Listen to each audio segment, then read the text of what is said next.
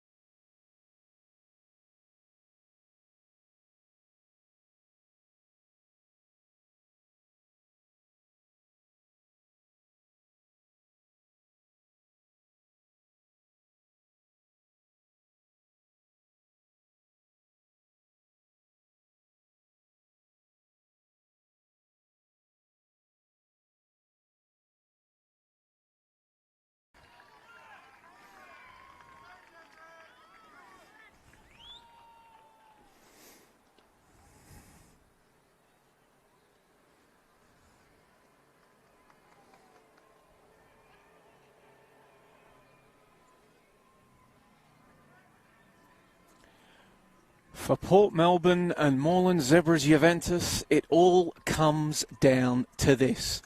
Approximately 5 months after Victoria kicked off the qualifying process for its segment of the FFA Cup qualifying, we are now down to 4 sides remaining.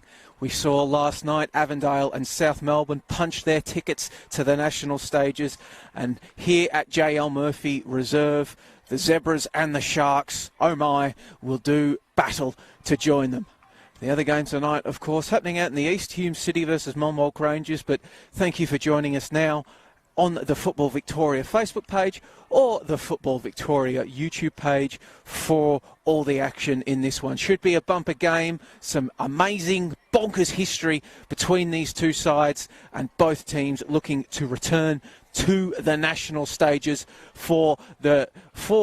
yet again, after Moreland famously making it as an NPL2 side, sharing the honour with FC Bulleen Lions as the first ever NPL2 side to represent Victoria, and the Sharks looking to return to the national stages for the first time since 2018. My name is Joey Lynch. Thank you for joining me tonight, and it's very much my pleasure to be joined by Damir Kulash on the call. Damir, what are you expecting from this one?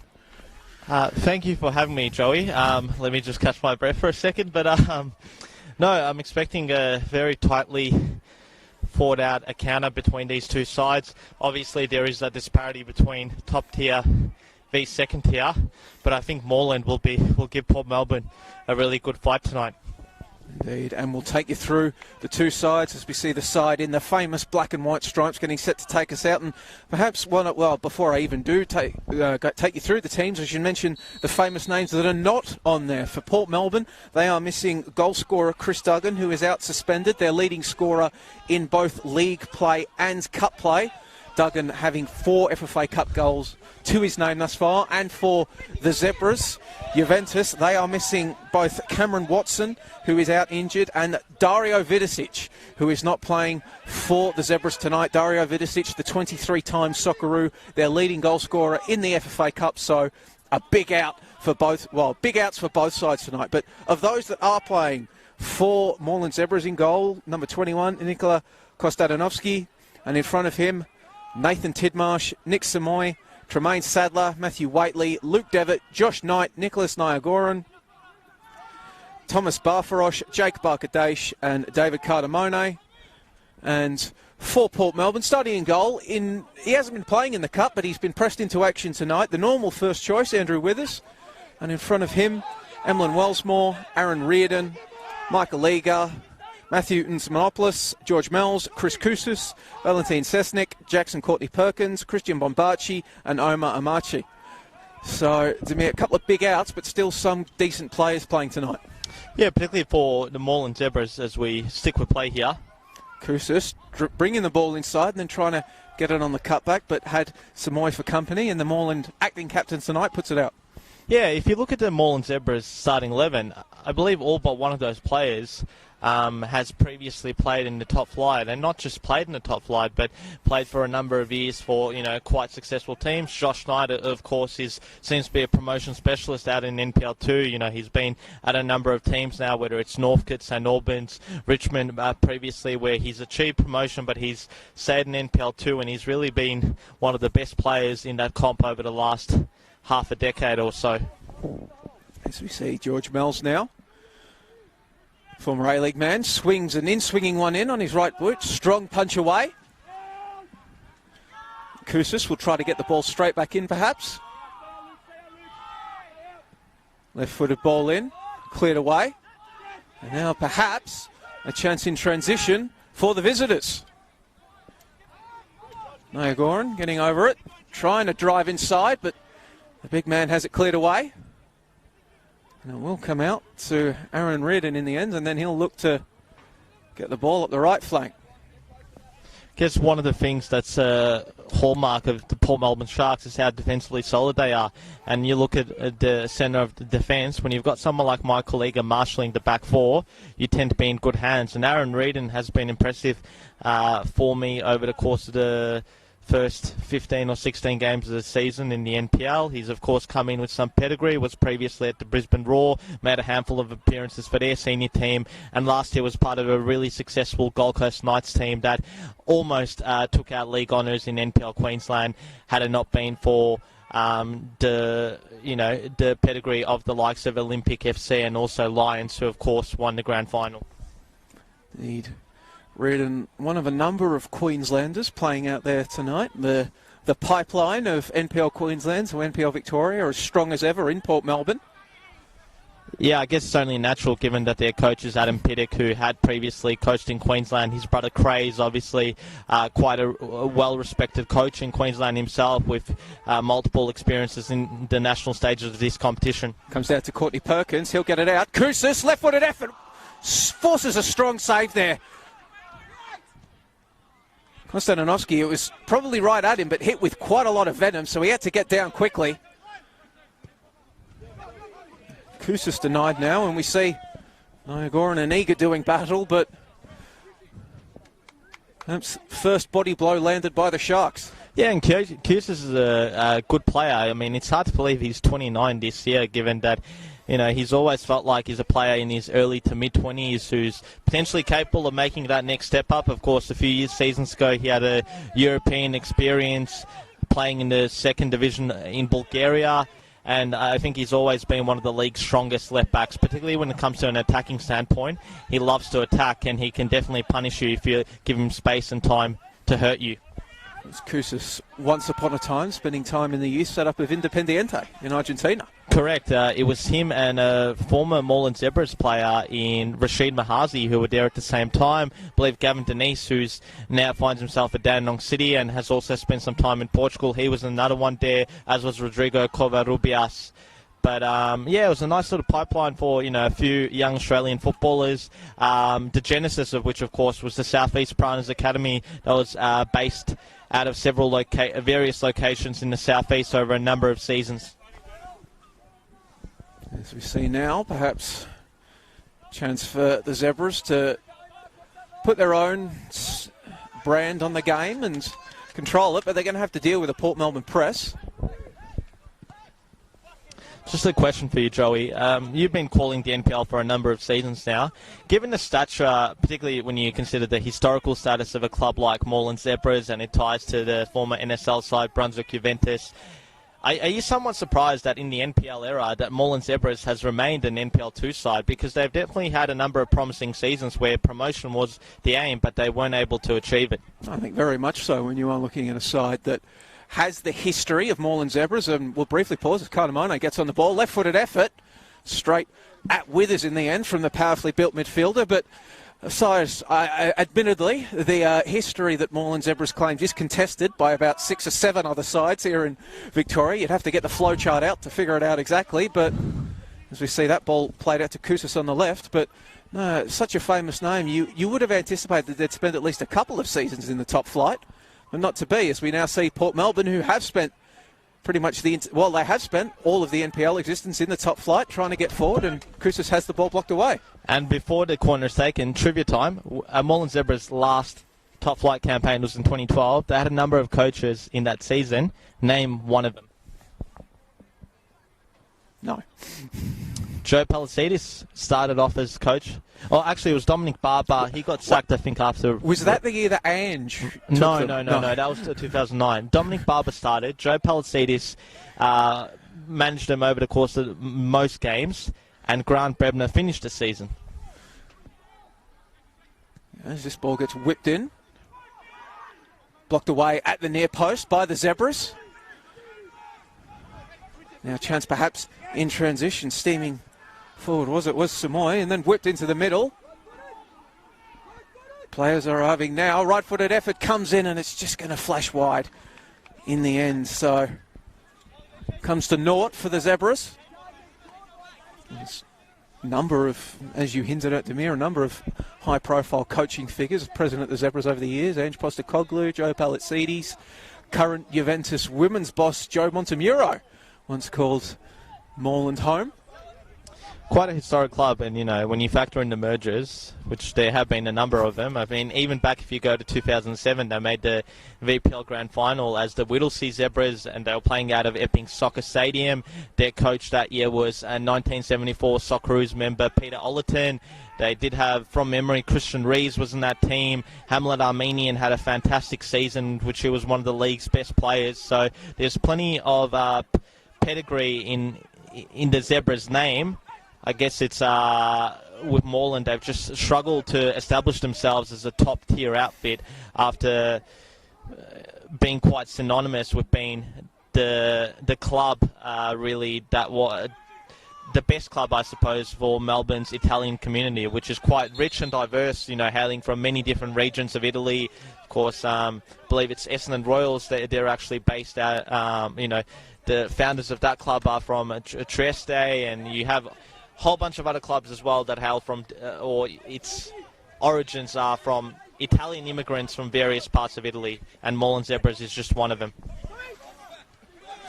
So now Barfarosh plays it back, and then Knight whips it forward, but no on-rushing run of Nyagoran to challenge Withers.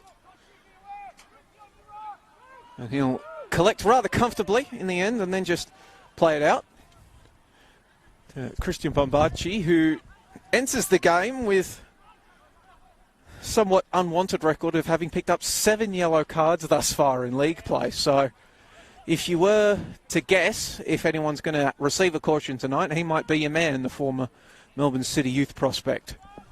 Yeah, although he's been another one who's been quite impressive this season, Bombacci. There's now a little backheel into the area, drawing applause from the Port Melbourne fans on the bench there, but it's cleared away. And it will be a throw-in, taken quickly. Sharks circling. Sesnik drives in, has the shot blocked away. Valentin Sesnik has found some lethal touch since re-signing with Port Melbourne, has scored in every game he's played for them in both the league and the cup.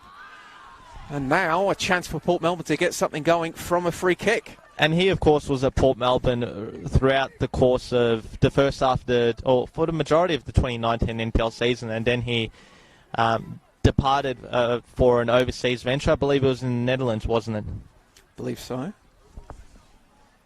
He's back now. Of Slovene descent, if I'm not mistaken. He was at SC Camber, I believe, in the Netherlands. Kusis on the ball here. We'll see what Chris Kusis can do. Men are in the middle. Centre-backs have come forward.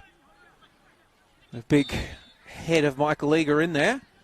Chipped in towards Eager. Headed clear. The side's doing battle, trying to keep it in. Aaron Reardon, who's come up. Dances around this man. Brings it out to the top of the area. March. Kusis from range, blocked away, now it's going to fall, and that's, oh! How did he miss off the crossbar?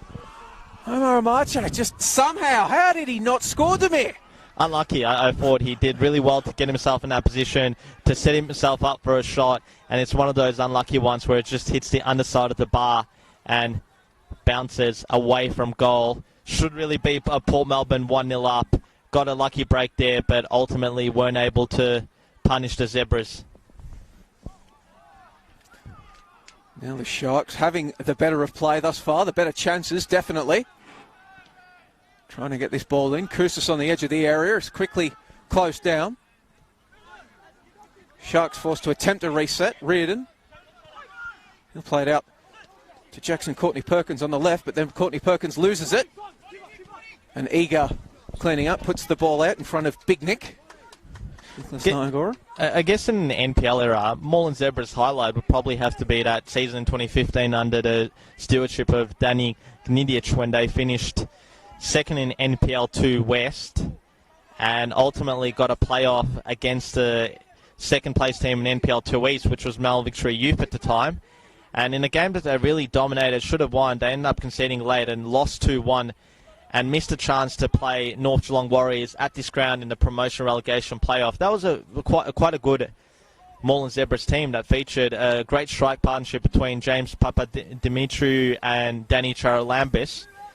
Of course, also James Kelly was another player that featured in that side, and it was really an opportunity missed for the Zebras to establish themselves in the top tier. But let's see what they can do here from this corner kick. It's David Cardamone getting set to swing this in on the left peg. Goes in towards the near post, headed clear.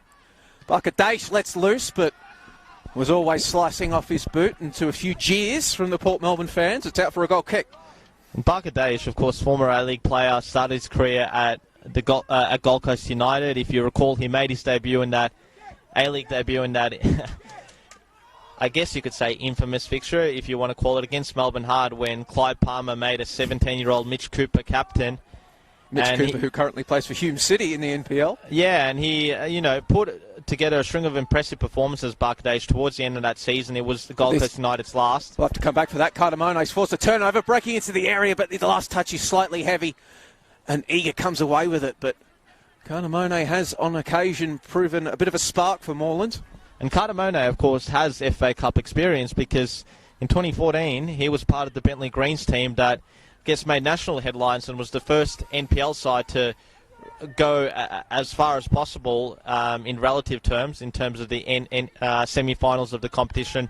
No, a lot of teams have equalled it since then, but no one has gotten to the final from the semi-professional entities that have played in this competition over the course of its short but storied history.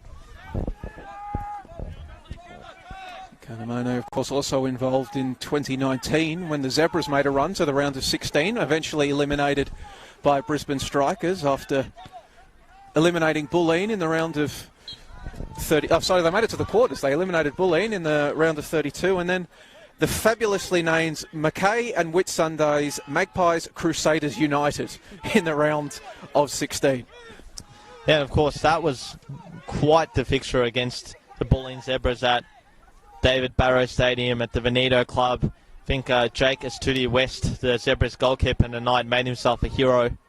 Penalty shootout win in the end. Correct. And also back to Barkadash. He, of course, spent a couple of seasons at Adelaide United before moving to Victoria and featuring for the likes of Richmond and then briefly Melbourne Knights. We hadn't seen him for a few years, but now he's back at Moreland Zebras. He has been here for quite a few seasons now, and he's also, from what I've heard, quite an aspirational podcaster. He's got a podcast series that is doing quite well. Unlaced podcast, as we see that ball smothered by Kostananovsky. He'll just roll the ball out to his captain, Samoy, and then to Knight on the right flank. And in terms of other highlights for Moreland Zebras in the NPL era, one of which would probably have to be a relatively minor fixture on the face of it when they played the Sunshine George Cross at CB Smith Reserve towards the end of the 2016 season. Obviously, Sunshine George Cross were, I think, in the lower half of the table. They ended up losing that game, but why was that game so important? They had Juventus in town for the International Champions Cup, and ultimately the film team, the media team from Juventus actually came out to CB Smith Reserve, filmed quite a capacity crowd at the time. I think they had over 800 people in the stadium, a lot of their juniors, and it was ultimately quite a pleasant evening for the club, and really just showed you what they could become if, I guess, that there was, more focus on them. And now we see chance now for the Sharks to get out quickly and punish the Zebras, forcing the turnover, but that one is going to go long. Omar Amachi's going to have to give chase. Samoy keeping him company. Had Kousas down the touchline, instead opted to try to turn, and in the end, perhaps the wrong decision, as the Moreland captain does well to win the ball and then have it ricochet off the Port Melbourne man and out for a goal kick.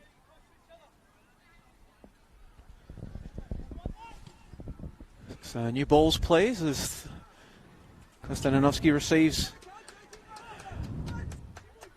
pass from the touchline to get us going once again, and we see immediately Port Melbourne getting up to press. Want to force Moreland to go along with this one, and that's where it appears it will be going. So Coach Adam Pittick's sides press pays dividends. Big collision there. Reardon trying to climb over Niagoran. In the end, will come off the Port Melbourne defender and out for a throw-in.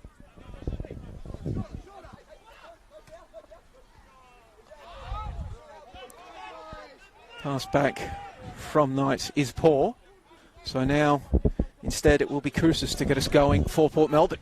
What do you think of the contrasting clothing styles of the two respective coaches? Adam Piddick looking very stylish.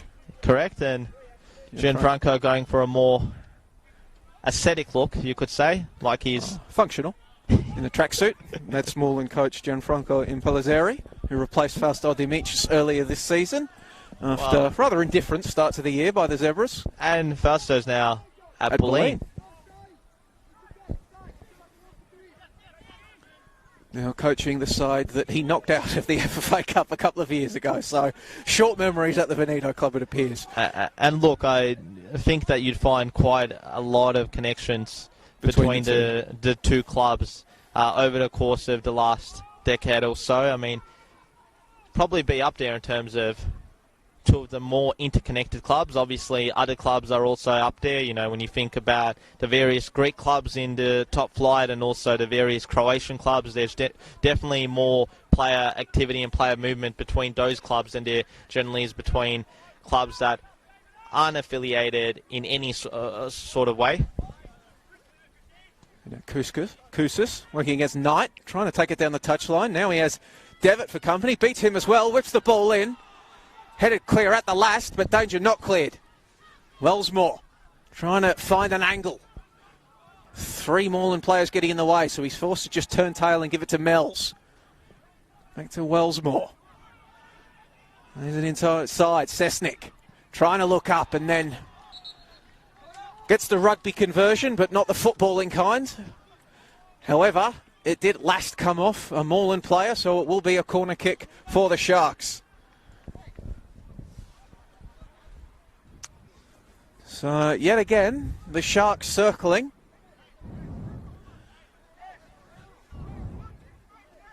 Came close early when Kousas found an angle in the area and let loose with a wicked effort that Nikola Kostananovsky had to get down low quickly to block out. And then somehow, Omer Amachi, with an angle on goal, could only have it rattle off the crossbar. But here the side in blue and red come again. Towards the back post. Eager's there. Can't quite direct it on goal through the traffic. It's still there. And in the end, just collected gratefully by Kostananovsky. Did quite well there, Kostananovsky, to just scoop it up in the end, as it was a healthy shove.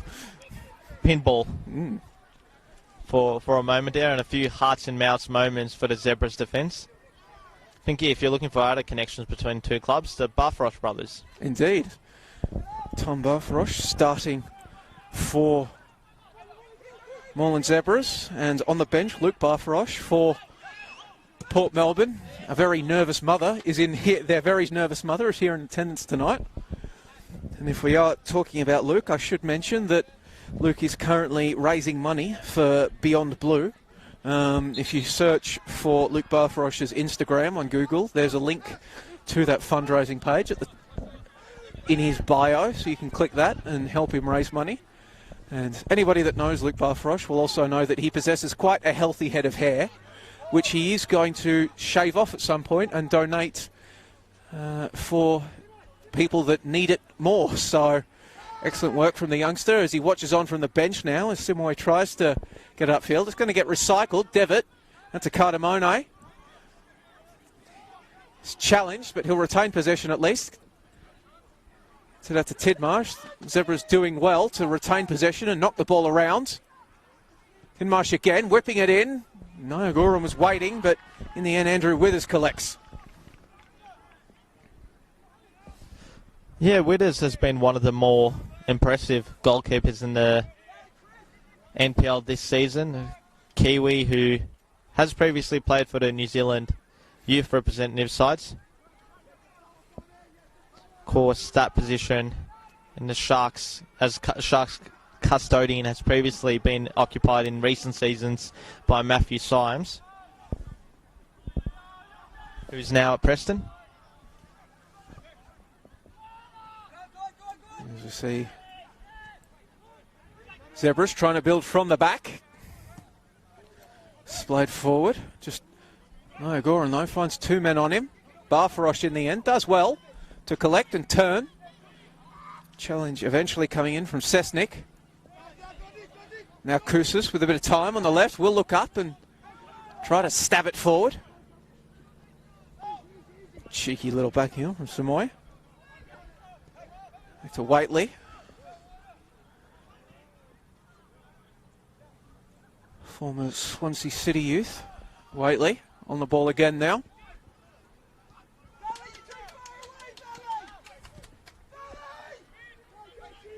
Barkadash dropping deep. It's normally a role we see Cameron Watson fulfilling, but he injured, unavailable tonight.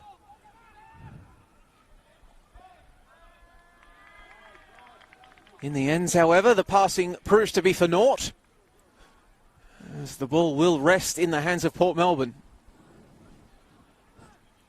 24 minutes gone here at J.L. Murphy Reserve. The score remains 0-0. As Sesnik plays it back to Eager. Across to Reardon. Give it Kousas on the left. Can he keep it in? Yes, he can. Chris Kousas. Bringing it inside. Clever little ball there inside. Trying to find an angle. Played back. In the end, Samoy cuts it out. Niagara and his pass Paul. Creates a 50-50 ball in the end, Devitt. He'll get it out to Waitley. Across to Sadler. Now the Zebras will look to play this one long. Mombachi getting there across in front of the run of Niagara and puts it out for a throw-in. Yeah, Niagara, one of the taller number 9s across both the top two flights. I guess he really announced himself to the NPL world when he scored a brace, if I'm not mistaken, against South Melbourne, an upset win for Richmond in the early rounds of the 2016 NPL season, when it looked like that Richmond was going to really struggle and they were up against the South team, which at the time was so formidable under Chris Taylor. As we see there, the height of Niagara forcing a bit of panic stations from Withers. Normally that would be a comfortable collection for a goalkeeper, but not when there's a 196-centimetre tall striker playing for the opposition. As now it gets whipped in again. Mombachi's got to be wary. In the end, he just boots it long. Sadler sends it straight back with a powerful header. And again, Tremaine Sadler striding forward after collecting. Throw in for the Zebras. Tremaine Sadler, of course, was the hero for Moreland in their round of 32 game against Bulleen a couple of years ago, as that throw-in goes out, scoring a goal in extra time.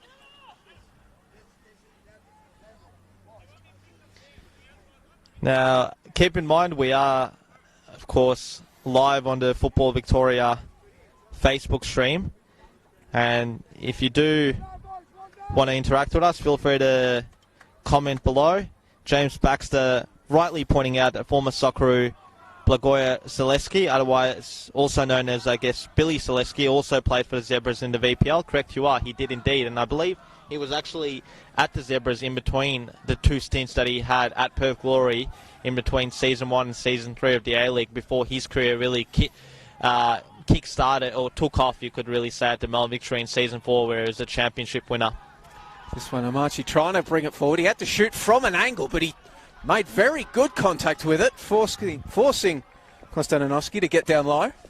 Yeah, I mean, both Amache and Cesnik aren't natural number 9s, but they can definitely hurt you if you give them the space and time to get the ball down and flick a shot away, particularly Cesnik, who we've seen score on multiple occasions in the top flight. Now Marche, he's surrounded by Juventus players, so he's forced to play it out to the right. Courtney Perkins was lurking in the middle. Instead, it's recycled by the Sharks to Monopolis. Threatened to go to the byline. Is being marshalled well. Just no angles to get across in. Coach Adam Piddick on the touchline, urging his side to move the ball quickly and pass it around. Reardon. To Eager. Right forward, Courtney Perkins. With Duggan out, Courtney Perkins is the leading goal scorer out there for the Sharks tonight. Of course, his brother has just signed a professional deal in the Polish First Division after gaining more minutes for the Brisbane Roar over the course of this A-League season. I wouldn't call him a regular starter, but we definitely saw a lot more of him this past A-League campaign than we did in his inaugural campaign, where he made the sporadic appearance or two. Courtney Perkins bursting in. Speak of the devil, and he shall appear. Courtney Perkins was walking towards the touchline, couldn't get it across. And if I'm not mistaken, he also did trial at the Central Coast Mariners in the off-season.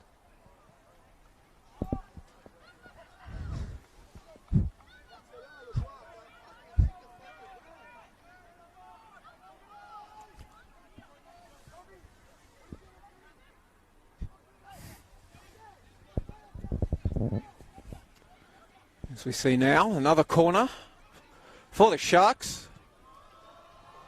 Again, they keep going in towards that 6-yard box, trying to get bodies around Konstantinovsky. Punched away. Koussis whips it back in. At the back post, appeals for a penalty. Waved away. While those appeals were quite vocal, I do think it was quite hopeful, Joey. Rather theatrically went down, flying forward, but in the end, our referee determining that there was no penalty, and at the end of the day, it is his opinion that is the only one that matters. Correct. I also noticed that you didn't like my rhymes there, did you? Vocal, hopeful. Cringe, eh? Barkadash dropping back, playing it forward. Zebras looking to build. Knight trying to win some space on the left. In the end, does enough to win a free kick. And now a chance for the Zebras to perhaps work some set-piece magic. And when you've got Niagoran in there, that's dangerous enough for a defence. But as you can see, Tremaine Sadler getting up there as well. He's not the tallest player in the world, but Kanamone is quite a physical presence as well, can throw his weight around. Matthew Waitley going towards the back post.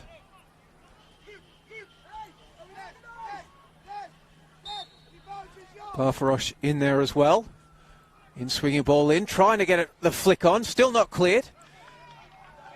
And now it is. And perhaps, can the Sharks break quickly? Courtney Perkins, did he keep it in? Appeals from the Moreland bench, unheeded, but Samoy did enough.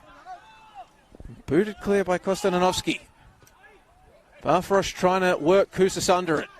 Got the header in the end, and the 50-50 will see a throw-in for the Zebras. Nick Seymour, of course, another one with some A-League experience, having made his professional debut for Melbourne City at the tail end of the 2014-15 campaign. A few more comments coming in. Alex Milicevic commenting, Adelaide City backing Moreland Zebras, black and white family. Tim wants to know, what did I make of Game 1 today? Good win by Phoenix, Tim. Goran, good to hear that the Juventus family supporting each other. Barfarosh.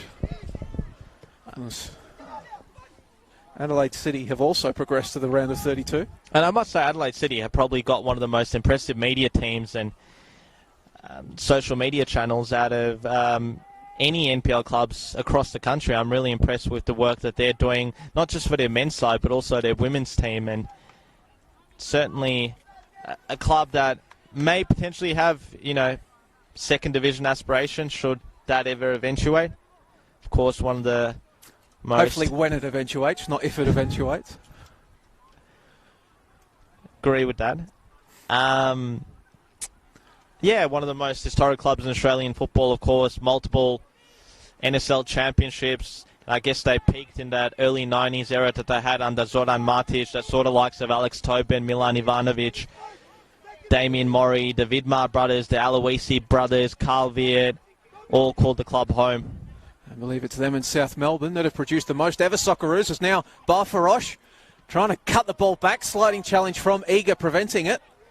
A few other names, of course, Sergio Malta, Joe Mullen, Craig Foster was on the books of the club as well, Richie Alagich. So definitely one of the most storied and celebrated clubs, who I believe are celebrating their 75th anniversary with a gala at the end of this month. Could be wrong. Feel free to correct me in the comments if I am. See now Koussis Good touch to bring it inside.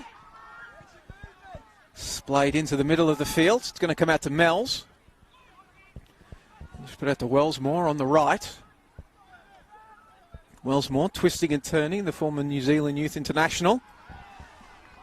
In the end, though, can't retain possession.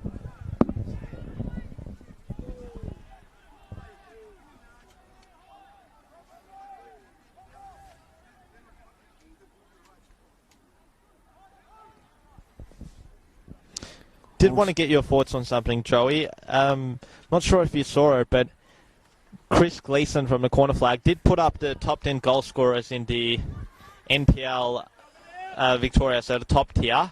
Mm-hmm. And funnily enough, none of the top 10 actually hail from Victoria. They were all originally from interstate or overseas. What do you make of that?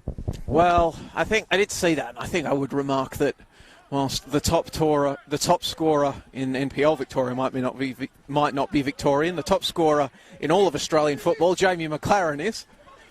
But yes, it is probably a sign, as we see. Well, pauses now, Barfarosh trying to get something going. Out to Barkadash. Devitt calms down a little bit. I'll just probably say that we remarked on the pipeline of talent from Queensland to Victoria. And it's not just reserved for Queensland. Victoria really is kind of a magnet for talent from around the country. Some of the more well-funded and prestigious clubs in the NPL system down here in Victoria. So perhaps it shouldn't be a surprise that much like A-League clubs like to use their international and marquee slots on strikers, local NPL Victoria clubs like to use their spending power and their prestige to try to learn the best strikers from around the country out to Victoria. Now, whether that is a good thing for Victorian youth development is another matter, but these clubs in the end are designed to win football games. Irrespective of where players are from. Indeed. But there does seem to be a disproportionate number of Victorians who aren't playing, I guess, relative to the state size and football population. We'll now pause. This one gets whipped in, headed clear.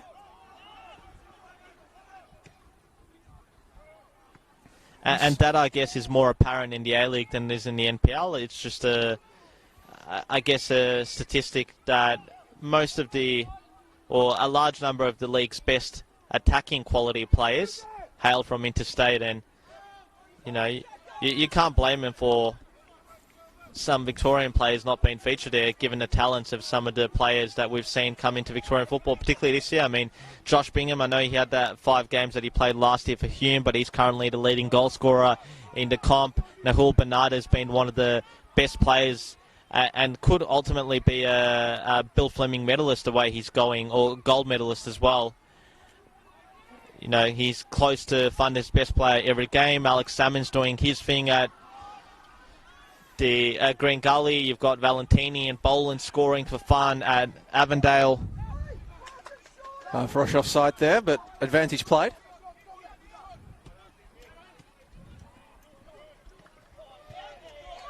And some good defensive backtracking there from Nick Nigorian. You don't often see him do that, but good on the big man for doing the hard yards and helping out in defence as Custis prepares to take this throw in. Seeing a wall of black and white shirts in front of him. Goes back to Reardon. Mells. Really Port Melbourne's midfield general is George Mells since signing for the 2021 season. Playing into the middle of the field now, trying to find a way in. Port Melbourne, Sesnick out to Wellsmore on the right. Getting forward in from his right wing-back position. No doing, however, as Port Melbourne will recycle and now come out to the left. Reardon into the middle. Mells trying to slide it through. In the end, Moreland intercepts through Waitley, but their midfield play lets them down. And the Zebras come right back. Koussis, the left wing back now. Can he find an avenue in? Working against Devitt. Barfarosh was behind him. It is played into Reardon in the middle, coming up from a centre-back position. Now he's got to get back as Barfarosh had intentions of moving forward.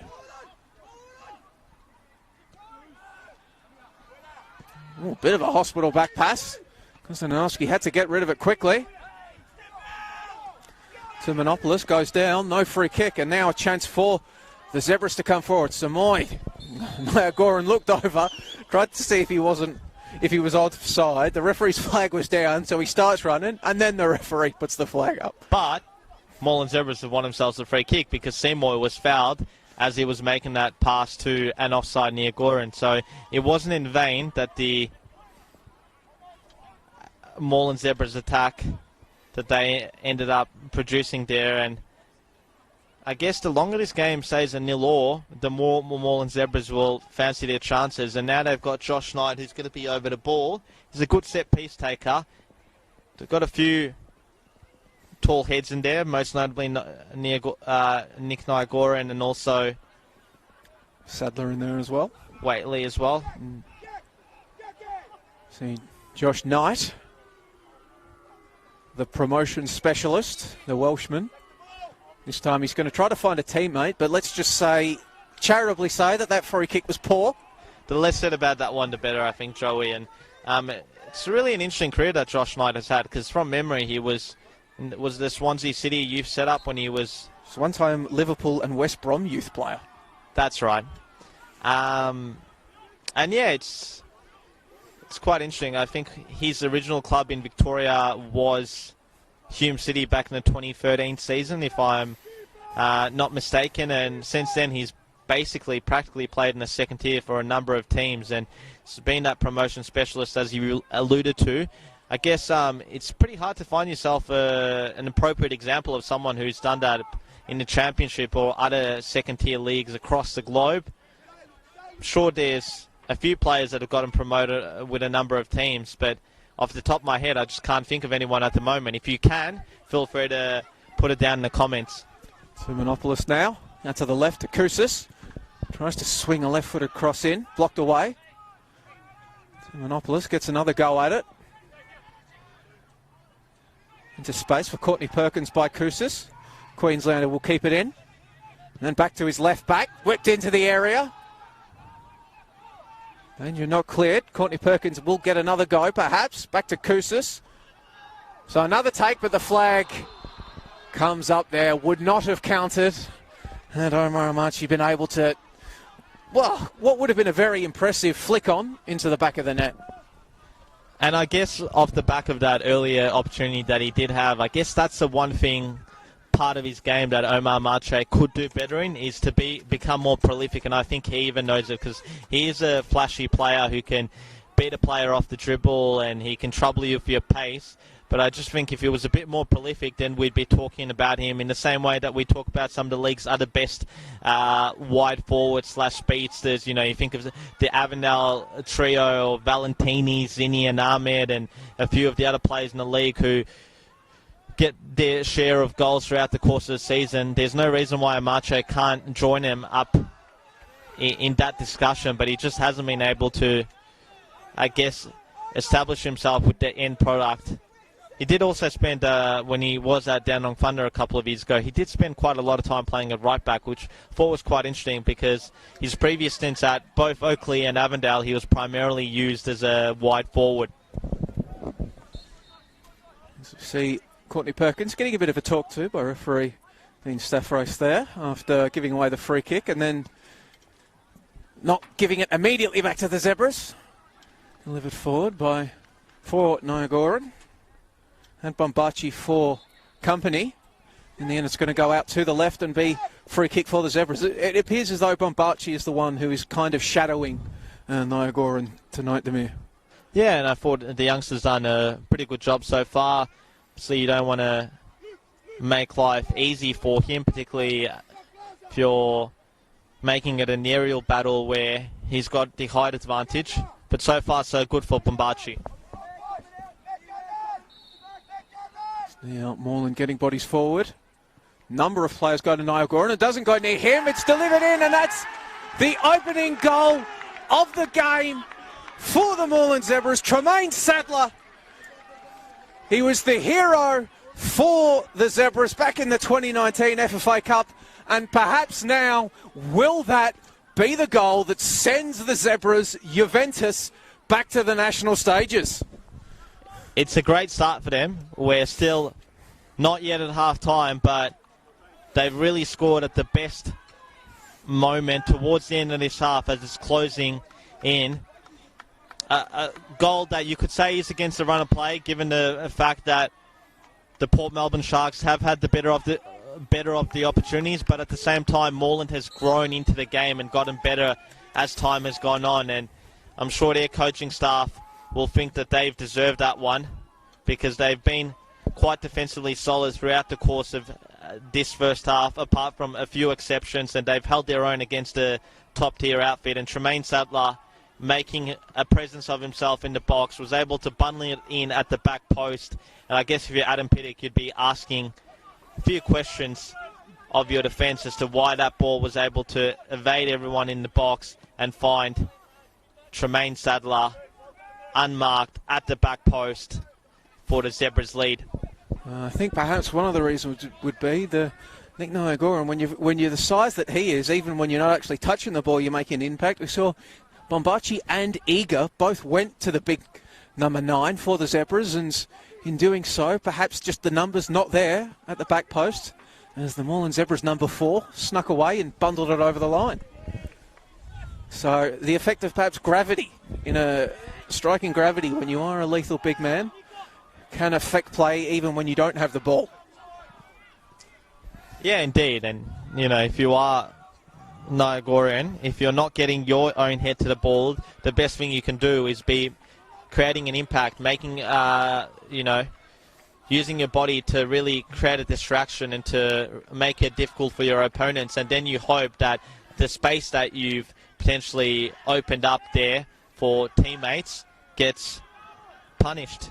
Now Marche trying to bring this one in. He's going to keep it in, but in the end, Matt Waitley, discretion, the better part of valor, and just skies it out of bounds for a corner kick in the end. Bit of confusion. Was it a throw-in? Was it a corner? So as you see, teams are in for Monbolt versus Hume Demir.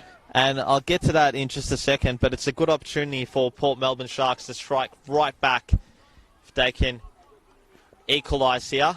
We are about to tick over. 5 seconds left in regulation as Mel's delivers it in again. Right into the 6-yard box. Long shot comes in, but it's deflected away for another corner kick. I'll go for the Hume City team quickly. Michael Weir, Hayden Tennant, Jordan Maricic, Mark Ocheng, Matthew Lazaridis, Pat Langloy, Ben Bowler, Koray Cekic, Andy Brennan, Danny Dixon and Josh Bingham. On the bench, Lukas Shrenkovsky, Ebu Bekir Kapar, Mitch Cooper, Theo Markellis and Umut Bozdugan. So a pretty strong side there from Hume as we see another chance for Port Melbourne to maybe get something going late. We'll get to Monbolt's side in a second, but first we'll watch as Chris Koussis delivers this one in. And if he holds the form, it's going right into the 6-yard box again. 11 men back to defend this for the Zebras. Mel's lurking outside the area. It's gone in towards the near post. Headed away. Sent straight back in by Wellsmore. Falling over was Amache. And it's gone out of bounds for a goal kick. Which players were expecting a corner kick. Yeah, I think as a referee, I'll tell you what, sometimes we do go a bit early and the players might be expecting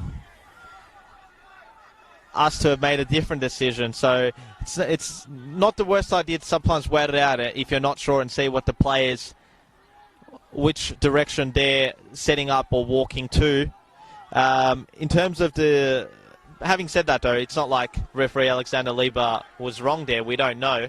He potentially might have had a better position than most of the players on the park there to make the call. For the Monbolk team, they've got Jaden Allen in goal, Daniel Higgins. Shout out to Football Victoria Tribunal member Declan McAleese, Joris Kirstens, Josh Newman, Akron and Gullo, Eddie Clark, Gordy Scott, brother Ryan Scott, Christopher Wine, Marcus Watson, and one of my favourite Knox Soccer Fives referees in Steve McRae. So that's the Monbolk side is right here at JL Murphy Reserve. The halftime whistle has been blown and the score here by the Bay here in Melbourne. Port Melbourne Sharks 0, Moreland Zebras 1. The Zebras, after having to weather the storm of a few early Port Melbourne chances, getting a goal late in the first half. Sadler bundling it over the line at the back post after a free kick. And Demir, it's really poised in a very delicate manner heading into the second half.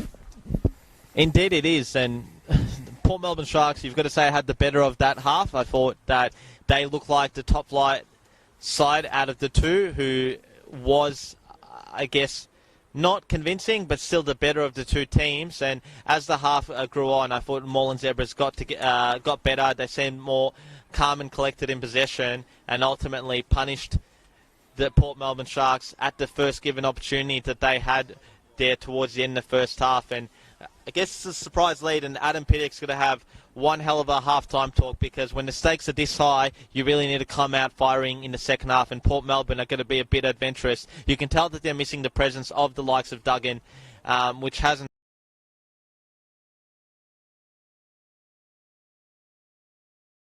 Also looking at the subs bench to see if any of the substitutes, particularly the attacking players like Kowal, can make an impact.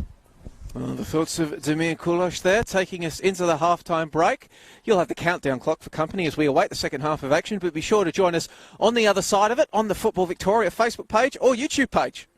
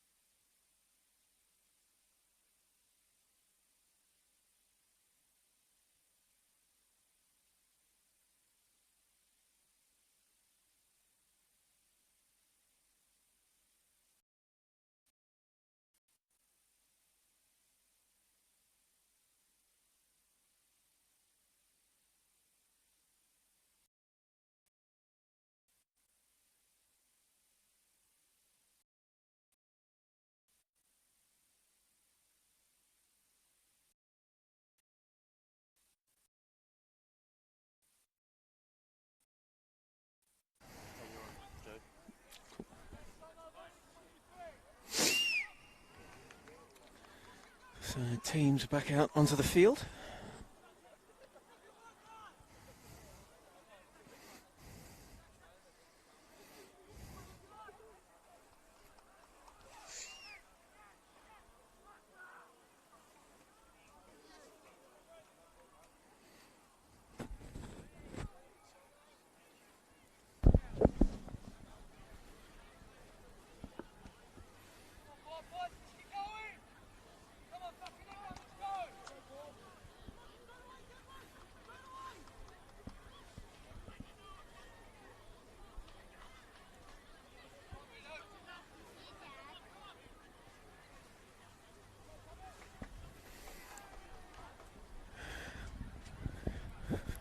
Gianfranco still getting across the field.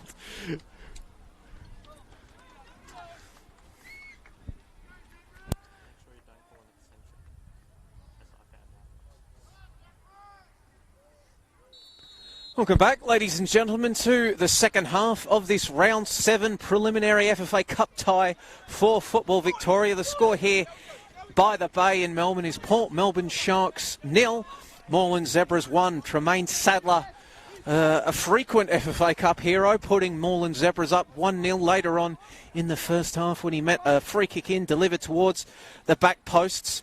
My name is Joey Lynch. Thank you for joining us for the second stanza on the Football Victoria Facebook page or the Football Victoria YouTube page. It's my great pleasure to be joined again on the second half by Demir Kulash. Demir, what are you expecting from both of these sides? If you're Port Melbourne, how are you reversing this scoreline?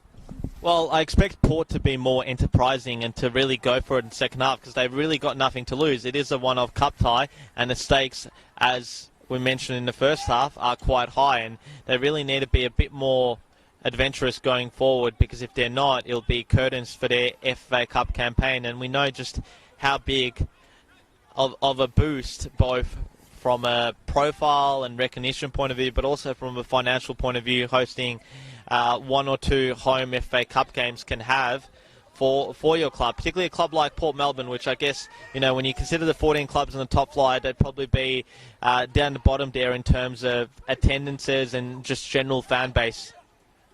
Barkadash there, he swarms, but eventually comes away with it. Of course, we mentioned the stage in the round of 32 on the line for both of these clubs, and whilst the round of 32, the new format, has been somewhat regionalised, the prospect of a meeting with Melbourne City, Western United or the Newcastle Jets potentially awaiting whoever wins tonight, or the 3 other NPL Victoria sides that qualify, or indeed Tasmanian representative as well, which I believe is the Devonport Strikers. Correct. And I must say thank you to Alex Milicevic in the comments for correcting me and acknowledging that Richie Allegich was actually a West Adelaide Hellas player back in the NSL days and not an Adelaide City player. I believe there's a few other names that I missed there who were quite pivotal for the Zebras over the course of their NSL history. I mean, even going back to the late 70s and across the 80s, they were still quite a formidable side, and ultimately their last season in the competition was that penultimate year of the NSL before being replaced by Adelaide United in the last season of the old National League, and Adelaide went from strength to strength in the A-League. And speaking of Adelaide United, how have you found the battle of the 2 Adelaide United midfielders in Jake Barkadash and George Mellis in midfield? It's been an intriguing one. I think both... We've seen Barkadash in particular dropping deep as Devitt there is forced to just play the ball back, and Mel's, the other former Adelaide midfielder, are applying a bit of pressure. Both have been trying, but we haven't seen very much in the way of enterprising, dashing, incisive midfield play from either side, really.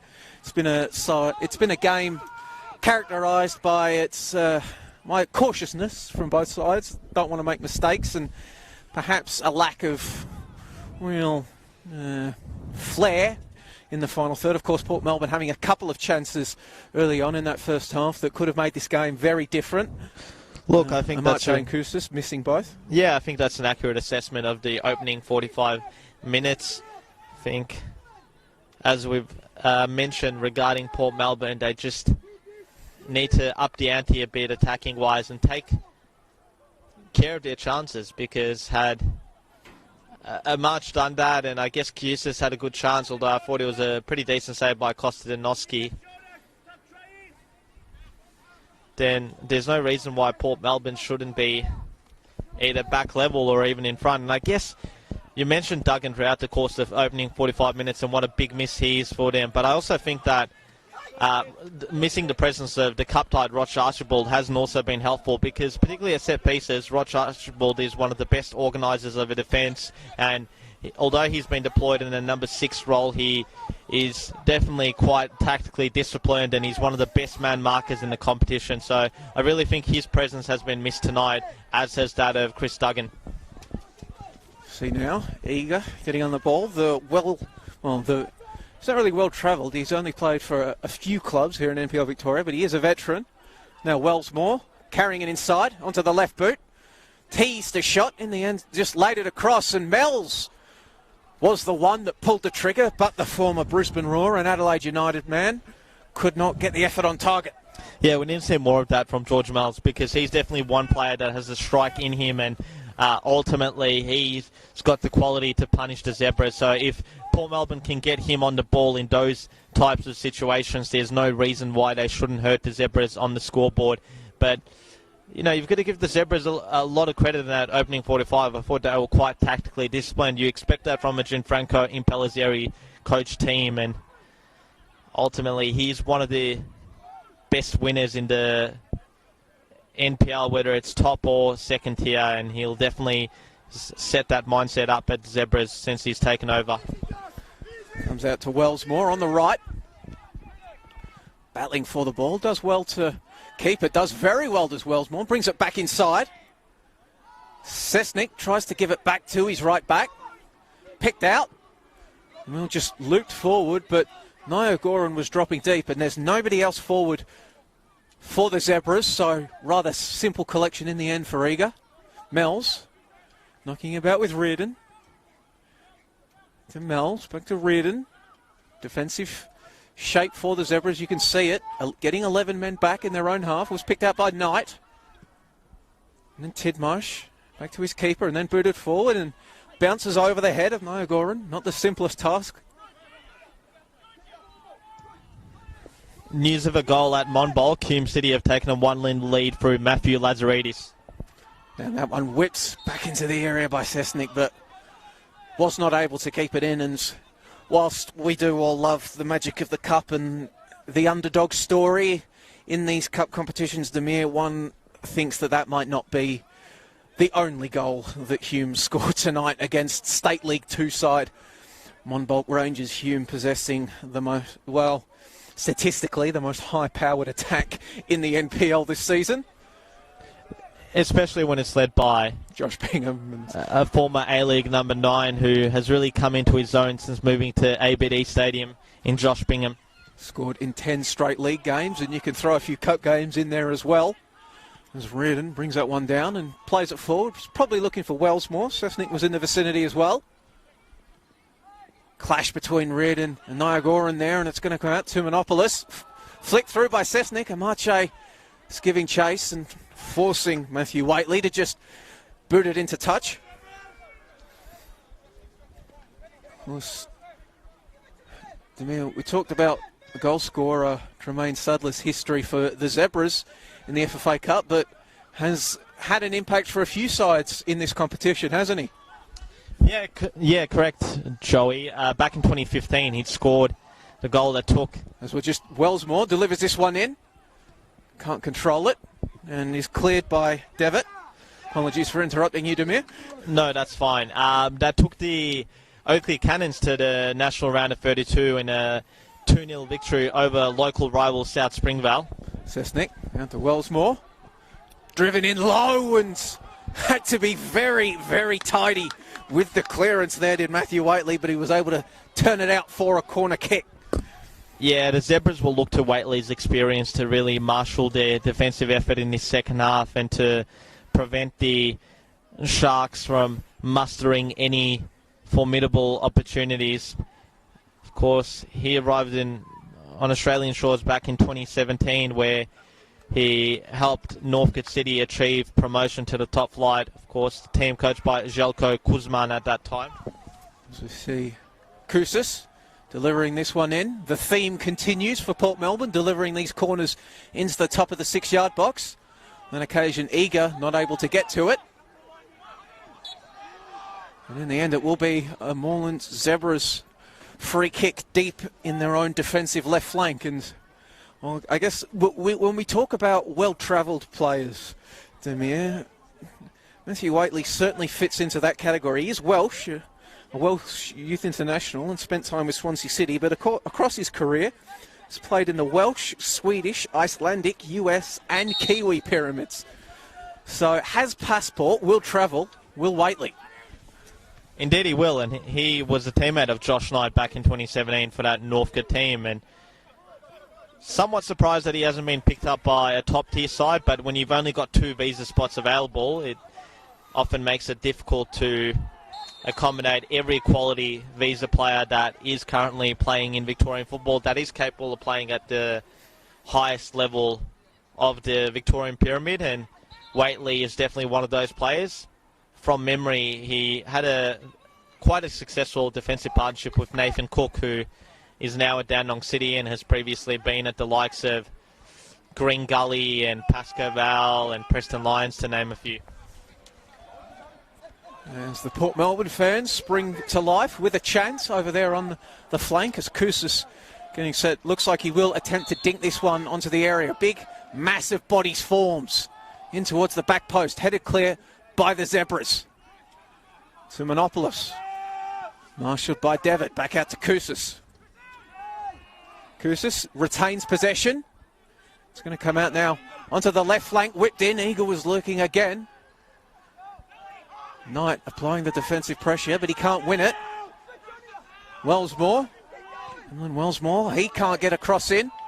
Will bounce off Thomas Barfarosh and go out for a corner kick, and we'll see if yet again Port Melbourne look to just get a pack of bodies in the road of Kostananovsky and get something to the top of the 6-yard box. Kousas can whip in the ball quite well, so watch this space here. Perhaps he might be best served at this point for going for an Olympico. They haven't had much luck getting ahead on it. But now we'll see if the commentator's curse comes through. Whipped in. Strong punch from Kostananovsky. Reardon was lurking at the back post. He couldn't get it. Goran boots the ball away. So Monopoulos tries to head it back in, but will only be able to find the touchline. Yeah, and I think Adam Pinnock is growing increasingly frustrated with his side's attacking efforts. They're not putting the Moreland Zebras under the defensive pressure that I think he'd be expecting them to. And I guess missing Duggan doesn't help. And even on set pieces, attacking set pieces that is, Archibald's presence can definitely be quite formidable. There's the Zebras. Juve, get us going. On the right flank, and it's just headed back into touch by Kousas. There's a number of, as we mentioned, if Moreland are able to hold on here, we'll be looking to get Dario Vidicic and Cameron Watson back for the round of 32. Cardamone tries to flick it forward for Niagoran. Can the big man keep it in? He will. Kept company by Reardon and is just hustled and bustled, and the former Brisbane Roar defender does well to force it out for a throw-in for his side. Well, of course, Demir, I talk about Moreland welcoming back Vidicic and Watson, but whilst you wouldn't expect it to, can't be guaranteed. Of course, when they did go to the round of 32 back in 2019, they qualified with Mahazi in their side, but before they could actually use him in the round of 32, he signed in the K-League. One of the more unusual transfers. NPL2 to K-League. Yeah. You don't see that every day, but look, when an opportunity like that presents itself, you'll be silly not to take it. And good on Rashid Mahazi for having a good 18 or so months over there in Korea. This one's whipped in. Back post lurking was Tidmarsh, but radar was well and truly off for the Canberra-born Tidmarsh. Of course, he was at Kingston City over a number of seasons and established himself as a top-tier left-back for a side that was predominantly coached by Nick Tolios. He was there in 2019 from memory, and I mean, if I'm not mistaken, he might have signed at Port Melbourne at the beginning of the last season, although I know his teammate Anthony Anchello was here and still is here, so I might be getting him confused between the two. Tidmarsh, no stranger. That's a handball, clear as day. Tidmarsh, no stranger to the national stages. He played in them actually in 2015 when still... Now, apologies to any ACT people watching for the butchering of the pronunciation I'm about to do. Goongallahin United. I couldn't have said it better, so I think you're as close to getting it right, Joey, as possible. If he's not, feel free to let us know in the comment section. I've already been corrected once, so occasionally we make mistakes here or there. Please let us know, and we'll be wiser for it. Mells plays it out to Wellsmore on the right. Tidmarsh keeping company. It's whipped in. Just desperate defending by the Zebras, but they have to keep going. Just swarming in the end.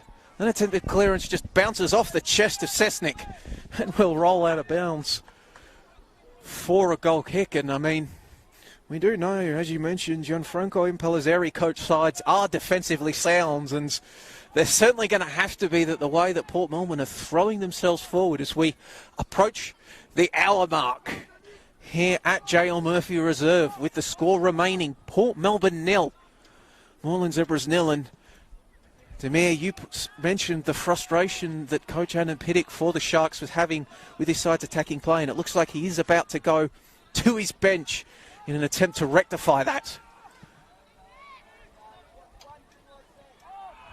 As he gets frustrated again with his side looping the ball long. But now turnover. Is this the breakthrough? Courtney Perkins, just heavy touch. Perhaps could have gone down and gone for a penalty shout, but he stayed on his feet. Simonopoulos, he goes from range, but couldn't get it to bend down, and we will see first substitution of the game being made by the Sharks, and it will be John Kuol entering the field, the former Lang Warren and FC Bulleen Lions man. Seem to remember him causing a lot of problems for the Dandenong Thunder defence in the promotion relegation playoff back in 2019 at Amy Park. Didn't have the end product, and it proved costly as Amache is the man who's going to come off. And had he had the end product early on, would have given Port Melbourne the lead, and this game might have looked a bit different, but he was so unlucky not to open the scoring early on. His effort, of course, hammering off the crossbar when he did catch Nikola Klostananovsky out of position, but couldn't convert. As the Port Melbourne fans find their voice again. Booted forward, Thomas Barfarosh underneath it. He couldn't get it forward. Early touch for Kuol. And I can tell you that the Port Melbourne Sharks active support has immediately started chanting Johnny Kuol's name. So will he be the good luck charm that they need to get themselves back into this contest and to overturn this tie? There is no relation between the John Kuol on the field and Alawa Kuol, who is now at Stuttgart, but just seems Australian football is just full of excitement machines known as Kuol. Yeah, very cool, hey? Get out. Timonopoulos plays it across to Reardon on the left. Koussis around one man and then looks to whip it in. Wellsmore was lurking, but bounces off the head in the end of Nathan Tidmarsh. I'm sorry, Joey. There's appeals for a free kick on Courtney Perkins. I'll let you get away with that awful joke just once. I've gone a bit too early with the dad jokes, given the stage of life that I'm at. Yeah, I do apologise to all. I do apologise to all viewers for that one. But yeah, Kuol, I believe he's related to Paul Kuol, who was playing for the Dandenong Thunder, and was previously at Thunder himself, John, and before that, Morville Pegasus in State League 1, and there was a few Kuols there, so it's definitely... I'll interrupt you there, Demir, as Barfarosh. Little step over in the face of Eager. Was he going for goal there? Because it was quite a long way out. Surely not, but you know, you've seen players seize their opportunity. They know the cameras are out. They know that it can make national headlines with a goal that seals their club's qualification into the FFA Cup round of 32. And maybe Barfarosh might have had that in mind, but the Port Melbourne defence was well aware of his intentions, had that been the case. And, yeah, back to the point about the Quals, to Gippsland once, there's quite a few of them, and my understanding is that they're all good footballers. As this one whipped in, Courtney Perkins was lurking, but so was the Moreland defence. Well, they'll have to get set once again as Tumanopoulos tries his luck from range. And I think that might have actually even just rolled. Did it clear the fence and not go into the road? We don't know. We'll have to get a replacement ball from the touchline regardless. regardless. As it does speak, John Cool on the field, Demir. It speaks to the increasing and growing influence of the South Sudanese community in Australian football. Tommy Deng, of course, Ollie Roo's captain, set to represent Australia at the Tokyo Olympics. Awa Marbil, another one. Well, it's Alua Kuol, former Port Melbourne goalkeeper, Magic Mawith, another one who is now a frequent representative of the South Sudanese national team. Kenny Athieu. King Kenny, now playing in Southeast Asia. Yeah, in Malaysia with Pahang and a goal-scoring machine. He always struck me as the type that would just kill it in Southeast Asia. Yeah, particularly the type of striker, the type of number 9 he is. And I was actually here for a game in 2015 for one of his first goals for Heidelberg. Midweek contest, that one as well. I'll just interrupt you, Demir, as Kuol. Setting you up for that one, Joey. Don't worry, I'm not going to steal your thunder. Well, I'm just saying, Kuol didn't have quite your patience for the anecdote. Trying to spark his side into life, John Kuol. Throwing himself about early, which is exactly what I imagine the instructions would have been. Yeah, they really need to spark Port Melbourne. They've just been a bit too pedestrian and pedantic when it comes to their attacking play tonight.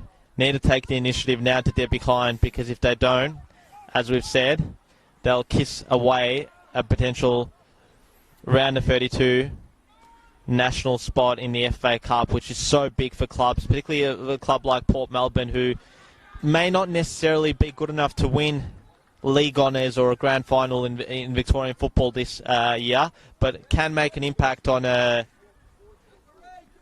knockout stage basis. As we see, it looks like Juve set to go to their bench. Looks like it will be Lachlan Campbell, who's taking off those fantastic Kovo warm-up kits they have. Was he also a former Melbourne City junior? Or was he elsewhere? He has spent time with both the 20s and seniors with Moreland this year, as we see them trying to bustle forward in a rare attacking move thus far. Goran trying to play a bit of hold-up play. Will get splayed out to the left. Knight can't kill it with his first touch. Willsmore keeping him company. Back to Ted Marsh. Daesh, in the end, he just goes all the way back to Sadler. And the centre-back looking up. And his left-footed effort is poor as it just sails past Josh Knight and into touch. And thank you for Chris Gleeson for mentioning that Abraham Quayle plays for Monbulk, but unfortunately wasn't fit to play against him tonight. So I believe he's another relation to John Quayle. He scored against Clifton Hill last round to help them get through, and it's really been the fairy tale story of their FA Cup this year. Monbulk, a club that's obviously based out in Melbourne's outer east near the Dandenong Rangers. The Dandenong Rangers, of course. Borders, Belgrave is another suburb nearby, the Puffin Billies also around there, and they've always had quite a good foundation there. Been a good state league club, got good Churches League representation, and have a fantastic facility up there for a team that's, in State 3. As we see now, the Zebras down the right flank, but Michael Eager, the veteran, using all of those instincts and nous that he has developed over the years, getting across and putting the ball out for corner kick. And we've seen one set piece haunt Port Melbourne thus far. Will it be a second as we see 11 players getting back to defend this for the Sharks? Moreland's not quite so adventurous in their attacking intent. 2 players back near the centre line, and then Devitt will now begin to amble into the area, but ball is whipped into the top of the 6-yard box. Thomas Barfarosh did fly, but didn't quite have the requisite height or hops to get to that one. Score update up at Monbulk. Hume City not only scored another, they've scored another 2. So they lead 3-0, and I guess it's expected. It's only 24 minutes into that game, but the disparity between the two sides. Of course, Hume City being an NPL side and Monbulk being in State 3. There's some 6 leagues that separate them, and I guess it's telling tonight. Niagoran now, played through, eager for company, trying to cut back onto his right, twisting and turning is the big man. In the end, has to hold it up, gets it back to Knight. There's Knight, Wellsmore for company. Lays it into the middle, and then it will come out to Ted Marsh. Moreland content to just knock the ball around, don't want to lose it when they are up 1-0. And Bingham and Marichich were the goal scorers for Hume to make it 2 and 3-0 respectively. Thank you for Brenton Ray for commenting that. The Zebras knocking it around. We'll come out to Devitt. And to answer James Baxter's question, was Barfarosh at Hume or Port Melbourne this season? Well, Luke Barfarosh is at Port Melbourne this season. Previously, his brother Tom, who plays at Moreland Zebras currently, has been at Hume. I believe that was back in 2018. As Wellsmore plays this one into the area. Courtney Perkins can't slide there and get a shot across, and it will be another corner kick. Well, if you're Port Melbourne, you'd probably say that they're coming. It's just about putting the ball into the back of the net right now, and we saw Niagoran set himself up for a good opportunity down the other end. I did mention the game that he announced himself against South Melbourne all those years ago while playing for Richmond. Do you want to guess who his direct opponent on that night was, Joey? Michael Eager. Correct. There we go. Was in for a rude awakening when he found out just how good Niagoran was as the corner's taken. Played short to Wellsmore. Has a bit of time to tee it up. Looking for Eager in the middle. Headed away. On occasion, Mel's couldn't tee up his first shot, so he plays it out to Koussis on the right here. Left-footed cross coming in. Nobody able to get there for the Sharks. All it needed was a firm touch towards the direction of goal, and Port were back level, and that was what was lacking there. And ultimately, it's still 1-0 to the visitors as the Port bench all groan in frustration.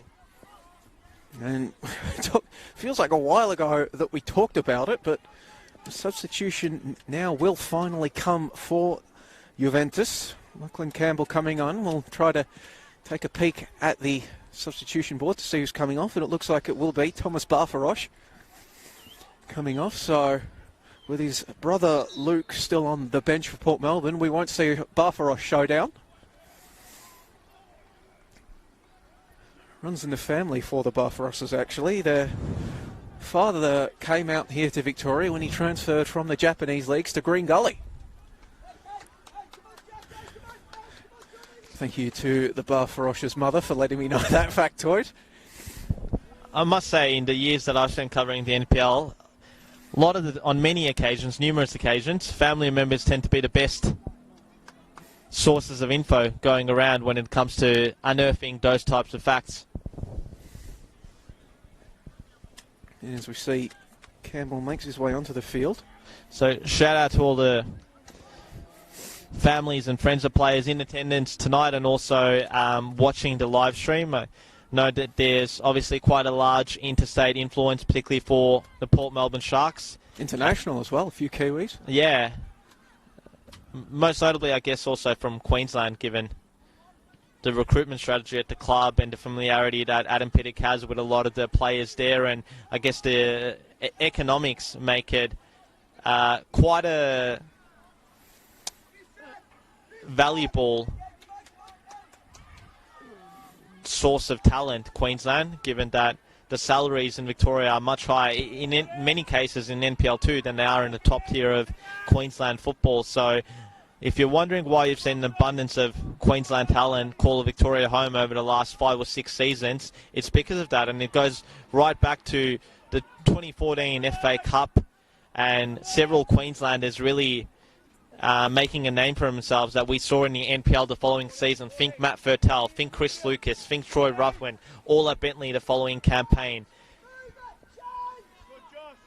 Then even if you go to that Olympic team that made the round 16 that year, Jake McLean was at Oakley Cannons the following season. Ruben Way, well, he's become synonymous with Heidelberg United ever since then. You see Wellsmore gets a pass from Vumbachi. He's forced to go back to Tumanopoulos in the middle. Pass intended for Mells. Runs behind him, much to the disgust of Adam Piddick on the bench. Courtney Perkins trying to get something going. Kuol couldn't just get onto it. Now perhaps can Juventus break in transition? If he touches this, Niagoran will be offside, but in the end it rolls out of bounds before he forces the assistant referee to intervene. 74 minutes gone. If that clock is correct, I will let you know what I've got on my stopwatch. Yeah. Courtney Perkins trying to drag it inside to Tumanopoulos. Time is running out for the Sharks if they want to get themselves back on level terms. Mells to Reardon to Kuol. Will turn. Kuol lay it off. Wellsmore bursting inside. Instead, Courtney Perkins goes himself and will deflect upwards, and then Konstantinovsky will do well to keep it in. And what a day this will be for Gianfranco Impellizzeri if Moreland Zebras are able to make it through to the next round by sealing a workmanlike 1-0 victory, given the fact that his day must have started off on a good note with Italy making the final of the Euros. He's a very proud Italian, Gianfranco. Indeed, it's been a good little turnaround for the Zebras. And Impellizzeri, as I mentioned, he took over when an indifferent start to the year under Fausto Dimitris led to the Socceroo exiting the club. Since then, the Zebras have only lost one of their last 8 league games, 3 straight wins, and now 5th on the NPL 2 Victoria table as we see Josh Knight go down. And the Zebras are preparing an immediate change. And it will be Sean Hodor coming on. And any relation to Adam? He's from the NT. Yeah, so he would be so related he would to be Adam. Related. And Sean Hodor should be very familiar to FFA Cup viewers because signed with Werribee City after scoring a hat-trick for Hellenic Athletic against Western Sydney Wanderers, when Hellenic Athletic almost gave us the biggest ever cup set by sending a massive scare through the Western Sydney Wanderers at the top end. That's quite a feat for Hodor, and correct me if I'm wrong, that was the Hellenic team that had a 47-year-old in the squad or something like that? I believe it was, yes, with the dreadlocks. Correct. Name escapes us. If you know it, feel free to put it down in the comment section. There's Kuol giving chase, marshalled by both Waitley and Samoy. In the end, it's going to go out for a Zebras throw in. It was brought out to Victoria to play with Werribee City and is now signed with Juventus. Adam, who I assume is his brother, potentially cousin, is a good player at St Albans Dynamo, or St Albans Saints, however you want to call them. Dynamo playing Port Melbourne over the past weekend, and unfortunately for Dynamo fans, it was Port Melbourne touching them up to a tune of a 4-0 win. Yeah, after quite a respectable start to the season for Dynamo that I think saw them get what? Upset Melbourne Knights early on in the season. And also beat Dandenong City. So I think their only 2 wins of the season have come against their sister clubs. Now in this one, we see the Sharks getting set to whip another one in. Players are arriving. Bombachi was there. Kuol! Flashes it wide of the post. So close yet so far from a Port Melbourne perspective. Daily opportunities that they're going to look back on at the end of the 90 and really regret as we see the Port Melbourne active go behind Konstantinovsky's goal. Niagoran, Withers, he's off his line. He has to retreat. Niagoran across the area. And then, well, that's not going to end up on the highlight reel, that one, as it sails over the crossbar. It's a good chance nonetheless. I mean, it was he had to take it quickly, and he probably never set himself right there, but might be one of those chances that, just like the Quell one, where we wonder whether it's going to be an opportunity miss. Will it be an opportunity miss for Moreland Zebras if Port Melbourne get themselves back into this game? Well, Lachlan Campbell, maybe he can blame the rust. He's not very long onto the field. He's a bit of a warm-up, perhaps. Yeah, it was definitely one of those chances that's a lot more difficult than it appears from here. But I guess if there's one bit of criticism that you may have towards Campbell there is that he probably could have done a bit better to get it on target, but he did look off balance as he hit it, so it's understandable.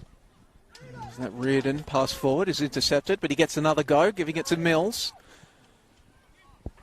And he did also have Cusis near him, so it didn't allow him time to control the ball and really set himself up. Bombachi to Kual, trying to flick it round the corner. Instead he goes back to Wellsmore. Into the middle of the field now. Feints does Mells, and then skittles an effort across the face of goal, went out for a goal kick. Definitely did cause a bit of concern for the Moreland Zebras as it was flashing towards goal, but ultimately no harm done as Port Melbourne don't look any closer to getting that coveted equaliser.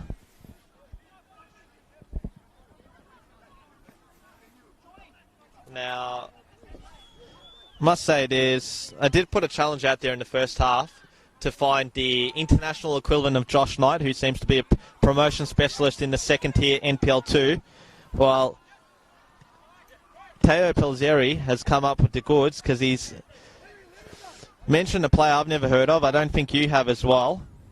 So we'll get the answer after this bit of play, Demir, as Noah Goring gets the ball of Cardamone and then is immediately swarmed. And is forced to play it back to Ted Marsh.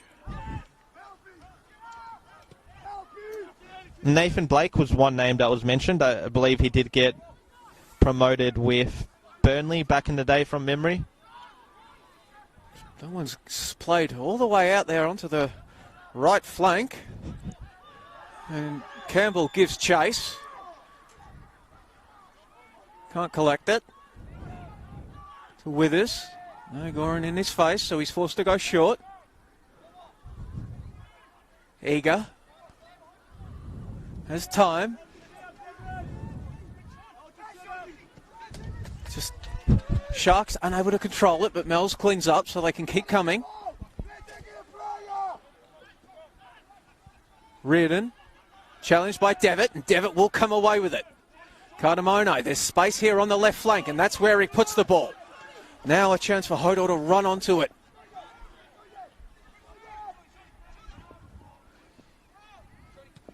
Marshalled backwards by Bombachi to Barkadash. And with Kuol on him, he'll just play it backwards even further.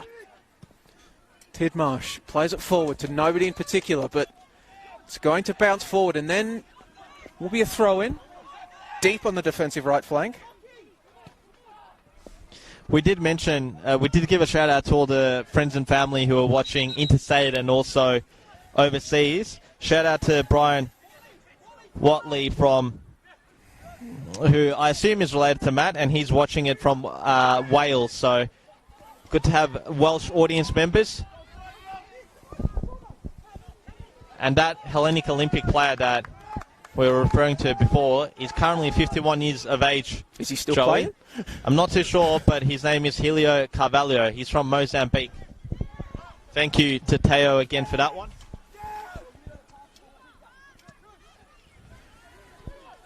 He's with us, plays that one out to Reardon. So less than 10 minutes for Port Melbourne to find a leveller.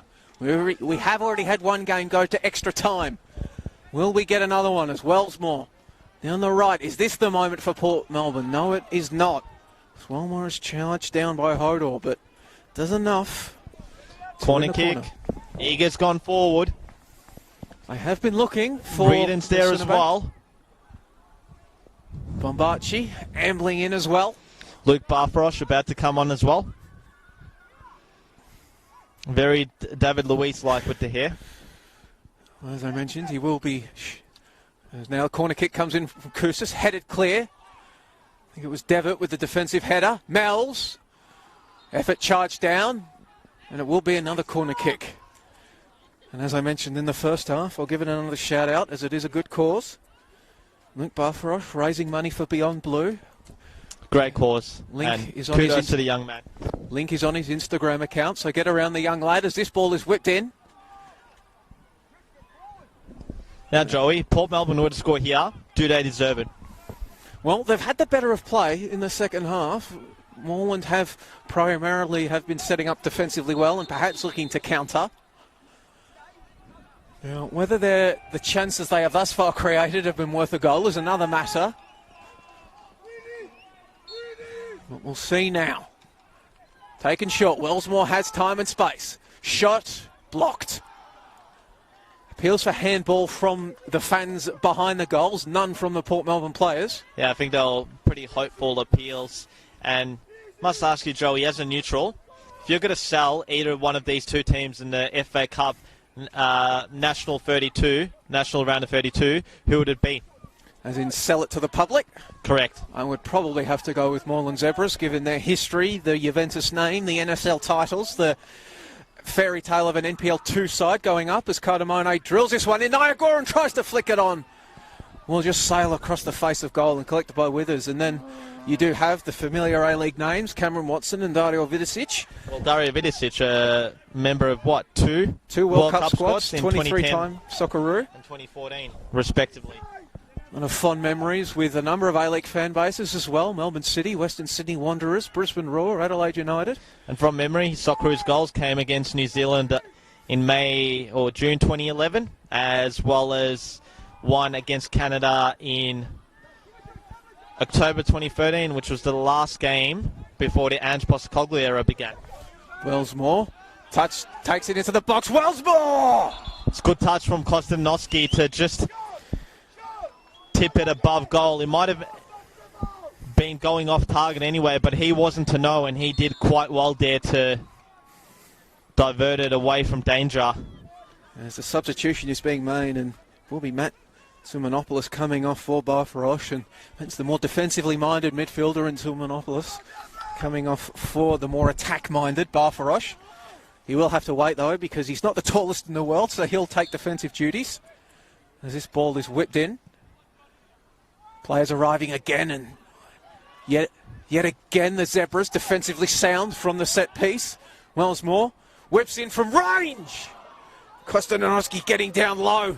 Had a sea of bodies in front of him. It's definitely not going to die wondering, Wellsmore. He wants to do everything he can to get Port back level, and that was a good drive towards goal, but Kostanovsky again did well to divert it away from danger. And Wellsmore, will he go again? This time it's dinked in. It's just, they are hammering on the door of Port Melbourne, but thus far.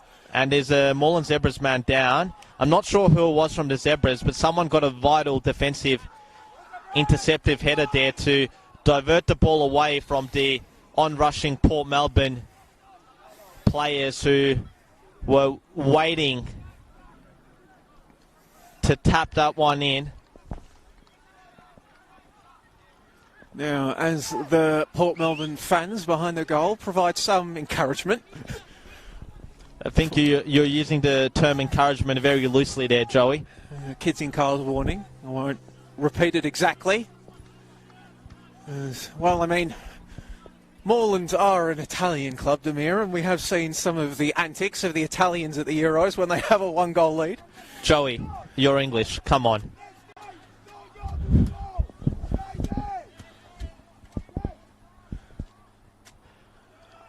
While I'm sure the Italians aren't everyone's cup of tea, I guess the same thing could easily be made, the same argument could be made for the English as well. Apologies to all those I've offended with that comment. But just trying to add a bit of colour. As this one. Ego, he's gone forward, has the nominal centre-back. Now he's playing up front for the Zebras, but now this ball looped forward. Barfarosh, well, Barfarosh is... Perhaps with the move of Eager going forward, Barfarosh is staying down back for the Sharks, who win themselves a free kick. Is that Lachlan Campbell? You can just sense the urgency from the Sharks now. Their FFA Cup campaign potentially slipping away before their eyes. But where has this been for the majority of the game is what I'd ask. Because they're definitely a team that's capable, and particularly given the advantage they've got of being a top-tier side, should have been the team that had been in the ascendancy for more of this contest and not been quite pedestrian-like throughout much of it. Whipped in. Players are Reardon! Aaron Reardon does it! With just minutes of regulation remaining, the centre-back gets forward. Perfectly placed header ties this game up. at 1 goal apiece, and life yet remains in Port Melbourne's FFA Cup campaign. And the Port bench erupts in unison as they celebrate that goal. It's really brought them back to life out of nowhere. Give them credit. They've been attacking relentlessly the last 10 minutes, especially through Wellsmore. And at the end of the day, it's a fantastic delivery into the box. But Reardon still had to make the connection to not only send it goalwards, but send it with enough power to beat Kostadinowski. And he did exactly that. 1-1, and well done to the Sharks for bringing themselves back level when all hope looked lost. Now, with less than 60 seconds of regulation remaining, having a look from my perch at the fourth officials board, it looks like we will have 4 minutes of added time, so just under 5 minutes remaining here at JL Murphy Reserve for one of these sides to find a winner. Snayagoran tries to turn his man, Eager slipping and sliding. The desperation has gone up another level from both sides. Ball is whipped in, but Reardon, after scoring the equaliser, clears it away. Dinked up high, Niagara's there with us with an important punch. Cardamone slicing off his boot. Didn't get the connection that he wanted there, Cardamone. He can hit them. It's definitely brought, that Port Melbourne goal has brought the Moreland Zebras back to life in an attacking standpoint, as we see the fourth official, who I believe is Dean Stafacci, lift up the board to unveil 4 minutes of added time. Hodor underneath this one, heads it forward. Farosh just shepherds away. Cardamone, if it's booted upfield. Kuwal gives chase. Mells to Wellsmore. Courtney Perkins. Out to Kousas on the left. Brings it inside. To Mells. Has time. Into the middle. Kuwal. Can he turn and shoot? Out to the left, well worked. Sesnick. Piddick tells his side to keep the ball moving, which they do. Sesnick out to Reardon. Kousas brings it back onto his non-preferred right boot, whips it in. Can't find Courtney Perkins, but it will be a throw-in. Can they get a winner here in normal time, Joey? What do you reckon? If you had to back one of the two to do it, it would be the Sharks. The wind well and truly at their backs. The Sharks have backs? Don't know. Anyway, cleared away by the Zebras. It's probably a dad joke in that one too, Joey, but I think I've exceeded my limit as Kual goes down. Play on, says the referee. Headed back in. Mells. Across the field. Bombachi has time and space. Bombachi from range was always going wide. Would have been quite the bomb there at Bombachi. Driven that one past Kostadinowski and into the back of the net with a strike from range, but it wasn't to be, and just hooking it across the face. Like Tidmarsh plays it forward, Hodor, but he's going to get his pocket picked by Wellsmore. Played forward, Courtney Perkins can't collect it. Mells will, however, bring it back for the Sharks. And then Wellsmore onto his left peg. Into the middle, Barfarosh. Can he send his brother out of the cup?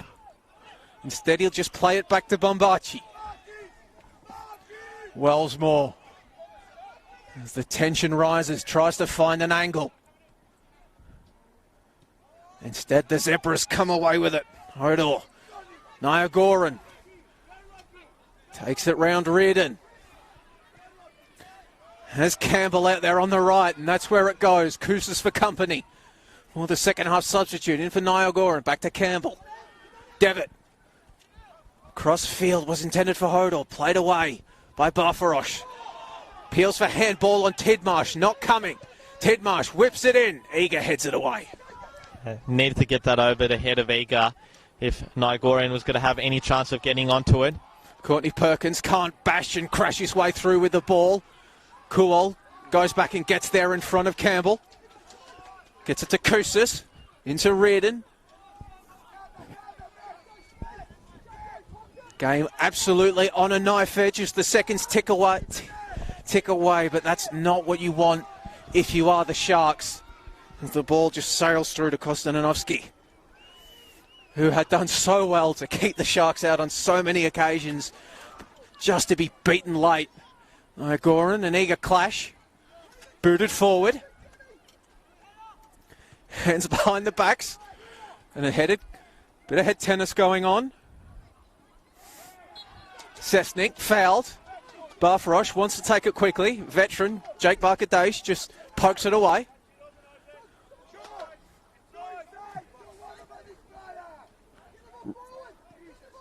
And Impidic pleading with his side to get the ball forward. Now they do. Kuol getting there underneath it. Sadler's there as well.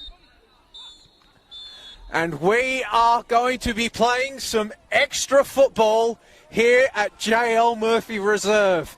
After leading for so long in this second half, Moreland Zebras conceding very, very late. Aaron Reardon with the header to equalise for the Sharks. It's 1-1. After 90, we will have an extra half an hour of football, Demir.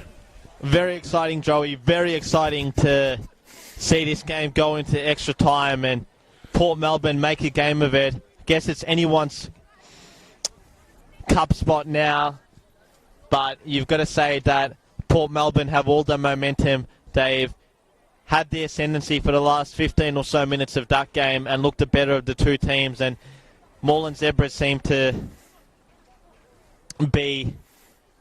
I guess they were holding on for that 1-0 result. They haven't shown a lot of attacking endeavour in the second half, and they were ultimately punished by Reardon's perfect header.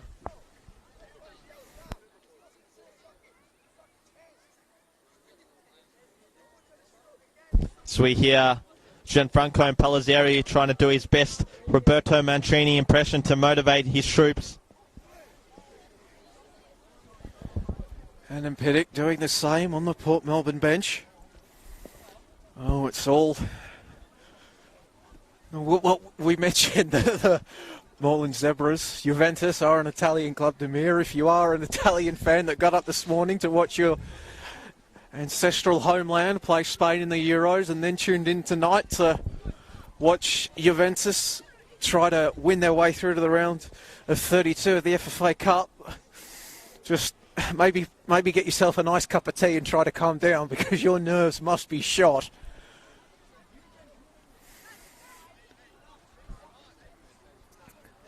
I mean, with any luck, Demir, the football that we see played across this half an hour of extra time will be of the same intensity that we witnessed in those last 10 minutes. And Moreland Zebras goal scorer Tremaine Sadler imploring his teammates to be smart in these next 30 minutes. A lot on the line for both two teams. A lot of tired legs out there. Of course, most of them would be backing up after a game on the weekend, as the Port Melbourne active supporters prepare to move to the other side of the pitch to make some more noise. Trying to, as they make some noise for us near in the commentary position, no doubt looking to get in the head of Nikola Kostananovsky in the Moreland goal. Gave him some enthusiastic feedback on a number of occasions throughout the 90. Yeah, it's one of the more noticeable elements of life in the NPL or state leagues is that when you are a goalkeeper on opposition territory, you will hear it. You will definitely hear it. Whereas when you're in a stadium, in the professional spheres, it's usually a bit more restricted. Tame, would you say? Yeah. Well, I mean, shout out to the Dandenong Thunder fans for their efforts on that front. No references to 2012 here, Joey. That's the bygone era of Victorian Premier League football. This is new football, NPL. But you'd have no idea what you're talking about. I was just talking about their efforts this year. Oh, okay. Thought you were talking about their one-time efforts at Amy Park. No. Tell you who also made a lot of noise here. Mel Victory supporters, when they came out here for the 2015 NPL promotion relegation playoff against North Geelong, they occupied that area of the ground that is now being attended to by the Port Melbourne Ultras. Although I imagine quite a few of them do look like friends and family of Omar Marche. I was about to say, would we call them ultras? Anyway, of course, Melbourne Victory fans can look forward to their side competing against Perth Glory in one of the inaugural play-in games for the bottom 4 A-League sides. What an historic occasion for both two sides. I'm sure they're enthusiastic to be playing that one. Do I detect a heat of facetiousness there in your comment, Devere? Me? No. Facetious? Never. Come on, Joey. Should know me better than that. As we see the Zebras get us going again for the first half of extra time here at JL Murphy Reserve. 90 minutes. Couldn't separate these two. And now half an hour more of football awaits, and if they still cannot find a winner between them, we will go to the crucible that is the penalty shootout. Some very enthusiastic Port Melbourne supporters near us. I believe that they are Port Melbourne juniors. One of them did mention that he is famous on TikTok. Shout out to the young lads' TikTok account. Guess a sign that you're getting old, Joey, is when you can't really keep up with the social media trends of today. Hey, I'm on TikTok. I don't have an account, but I just go on it. You know. But now, as the Sharks come forward, Mel's can't find a teammate. I think one of us in here isn't on TikTok, and it's potentially myself. It's Barker Dace trying to bustle his way through in a enthusiastic challenge from Barfarosh, Luke Barfarosh, but doesn't attract the referee's whistle. Bombachi, the former City youth, Christian Bombachi, also came up through the ranks of Heidelberg before he landed at City, and now with Port Melbourne. Reardon, the hero for the Sharks. Kuol, maybe an avenue towards goal, but instead he played it off to Mel's. Ricochets around. Juve come away with it. Barkadesh just plays it back. And then looped forward in the direction of Niagoran. Eager at his back. Kodamono, who's taken on more of an advanced position as this game has gone on. Devitt. Niagoran swarmed by 3 Port Melbourne players, and that pressure is enough to see it come out to Cessnick. Eager plays it to Reardon. Has time to look up and eventually played out to Koussis on the left. And I think perhaps one thing that did become noticeable in that second 45, Demir, you did call for it. Mel's had a lot more of an impact on the game. And higher up on the pitch as well. So the one-time Chelsea and Southampton use, George Mel's, also appeared in junior international games for both the Greek and Australian national teams. Now looking to propel Port Melbourne Sharks into the national stages of the FFA Cup. And if you are a player like George Mel's, who knows what sort of platform those national stages can give you if you are looking to propel yourself back into the A-League. Maybe not even A-League, maybe just back Overseas. into the professional sphere, you know. See a lot more Australians going to Southeast Asia these days, or even India, to continue their professional careers. For some of these boys that have dropped out of the A-League and still harbour professional aspirations, that might be a good gateway back into the professional sphere and potentially down the track back into the A-League if that remains an attractive proposition for many of them.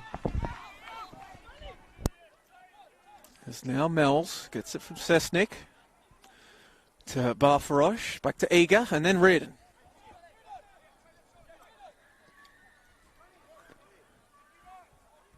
Sharks monopolising possession, playing it across their back 5, and then Wellsmore, who had a lot of the ball late as well. Gets it back from Cessnick. Wellsmore trying to dance around this marker, but can't. Now, is there a chance perhaps in transition for the Zebras? No, there is not, because Barfarosh, who has been good since entering the fray, making the tackle. as we see more substitutions being prepared on the black and white bench. And it will be Mitchell Trajewski, another former City youth, coming onto the field. Has also spent time with Hume City and Preston. Decent size on him as well, so with tired bodies out there, we'll see what sort of impact he can have. There's Courtney Perkins ducking and diving and then playing a ball into the middle, and the defensive header was important.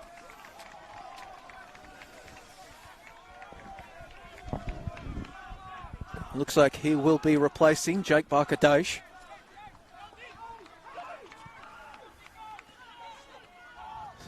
Sesnick whips a ball in. Sorry, that was Koussis, not Sesnick. Peels for a penalty, waved away. It's Cardamone on the ball. Nyagoran.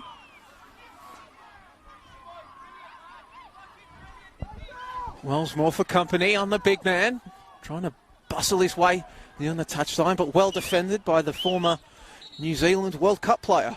Under 17 World Cup, that is. I think with that incident in the Port Melbourne penalty area just then, I believe the Port attacker swung his leg out to strike the ball and ultimately initiate a contact with the Moreland Zebras defender. It's one of those that on the face of it looks like a penalty, but when you zoom in for a closer inspection, the attacking player is the one who's initiated a contact against a stationary defender's leg. So I think ultimately that was a good decision by referee Alexander Libert there.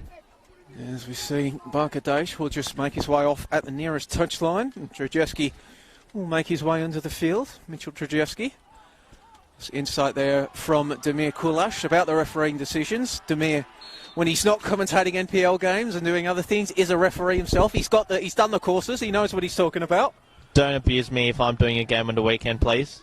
Just flat out don't abuse any referee, I'd say. I dare say that anybody that's done those courses knows more than most of us about the rules of the game. No matter what callers like myself might think.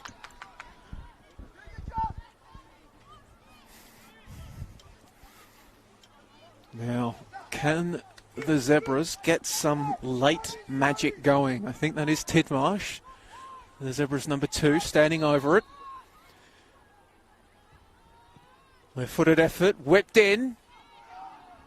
Headed clear. Devitt chases it down. And we're going to come back here as there's been a collision and head clash. So play immediately stopped. Trainers coming onto the field from both sides. Is that Port Melbourne player back to his feet? So just concern now for Cardamone is the Juve player, Eager, the Port Melbourne player that collided. And as mentioned, Cardamone, one of the more solidly built players in all of NPL, not NPL 2, all of NPL. And it's not extra weight either. It's a lot of muscle on there, so you needed a defender the size of Eager to really do some damage to him. As we'll get a drop ball here. We'll go back to the Zebras.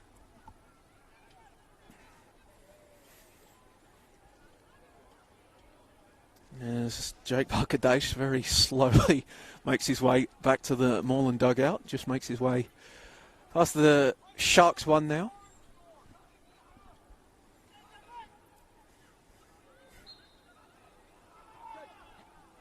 So drop ball gets us going once again.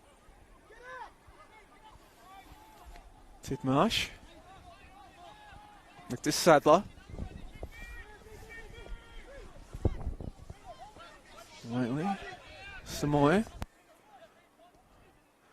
For Nyagoran.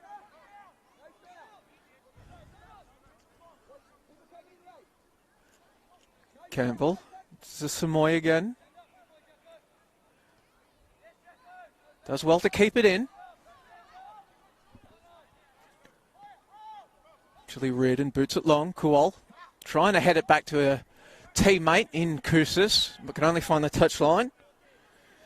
And Campbell gives it to a teammate, and we get us going once again. Trzeski. Sadler. There's some space to run into. Does Tremaine Sadler, and then tries a little outside of the boot pass. Doesn't come off. Cardamone, having shrugged off the earlier knock, heads it back on. Was intended for Sadler in the middle of the field, but picked out by the Sharks. Reardon boots this one long. Kuol gives chase. There's Hodol for company. George Mills. Back to Barfarosh. Mills more out on the right. 2 defenders to beat. Can't beat the first one. Yeah, game's definitely hit a bit of a lull here. This period of extra time, particularly following those head knocks between the 2 opposing players in the penalty area. But has your stance changed, Joey, in terms of who you think's going to get the winner, if there is to be a winner in these 30 minutes of extra time, of which 10 have already passed by? Honestly, with the aforementioned slowdown in pace, I'd say we might be going to penalties, but maybe the Zebras will make me eat my words as Campbell whips the ball in towards the back post, headed clear. Important intervention from Bombachi. And Lachlan Campbell will get another go, whips it in, and again headed away. Got to give a lot of credit to not only the Port Melbourne active and on the other side for creating quite a vibrant atmosphere, but a lot of the Port Melbourne juniors who are still out and about. You know, it might be past their bedtime, although I do understand it is still school holidays. Still school holidays? Yeah. And aren't they happy about that? Yeah, if you can't see it on the feed there, Demir just asking a couple of the juniors walking by us if it was school holidays.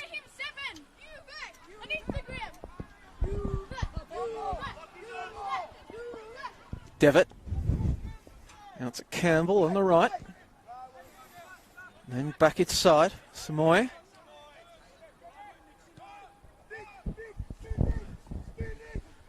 Sadler. Company. Moving up and then a long ball coming in, and that was awkwardly bouncing there for Andrew Withers. Had to be clean with his collection, but he was. A one-time St. John's University goalkeeper. Sadler chests it back.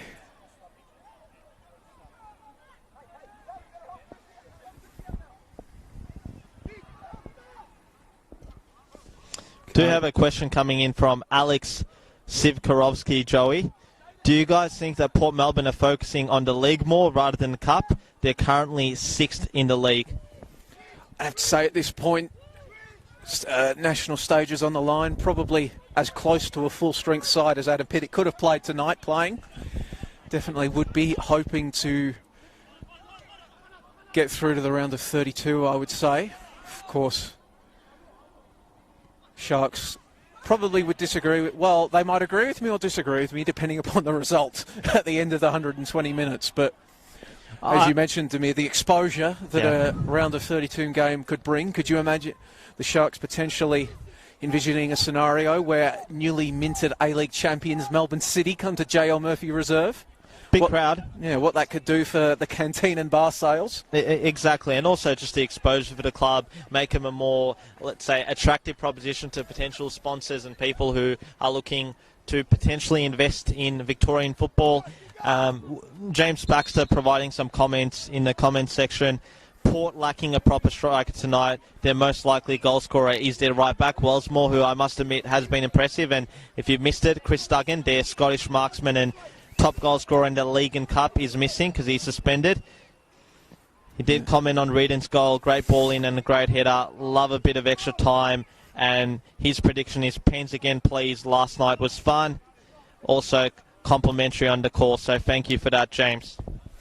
And shout out to Daniel Costi, who is also watching, the Eastern Lions coach. He's had quite a good first season as senior head coach of the Eastern Lions. They've picked up 15 points, including their first win in the top flight at this very venue in round 3 against the Port Melbourne Sharks in a 2-1 win. I believe it was Drutzis and Rizuki, the goal scorers on that day, as we see a heavy collision between Reardon and Niagoran, I believe. Niagoran has stayed down.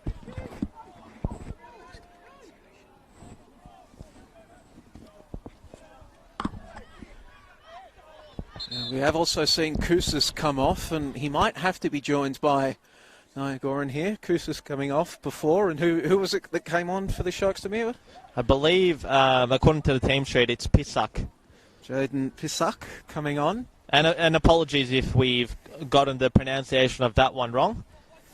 Fortunately, the team sheet's not carrying all of those special characters that gives us those pronunciations insights, but It could be Pisak, which would suggest that it might be a Czech last name, potentially, or a Slovak last name. But if you do know, feel free to correct us in the comment section. any of Jaden's mates, feel free to chime in. As a bit of thinking now, perhaps, for Coach Gianfranco Impellizzeri to do. Nicholas Niagoran has remained down.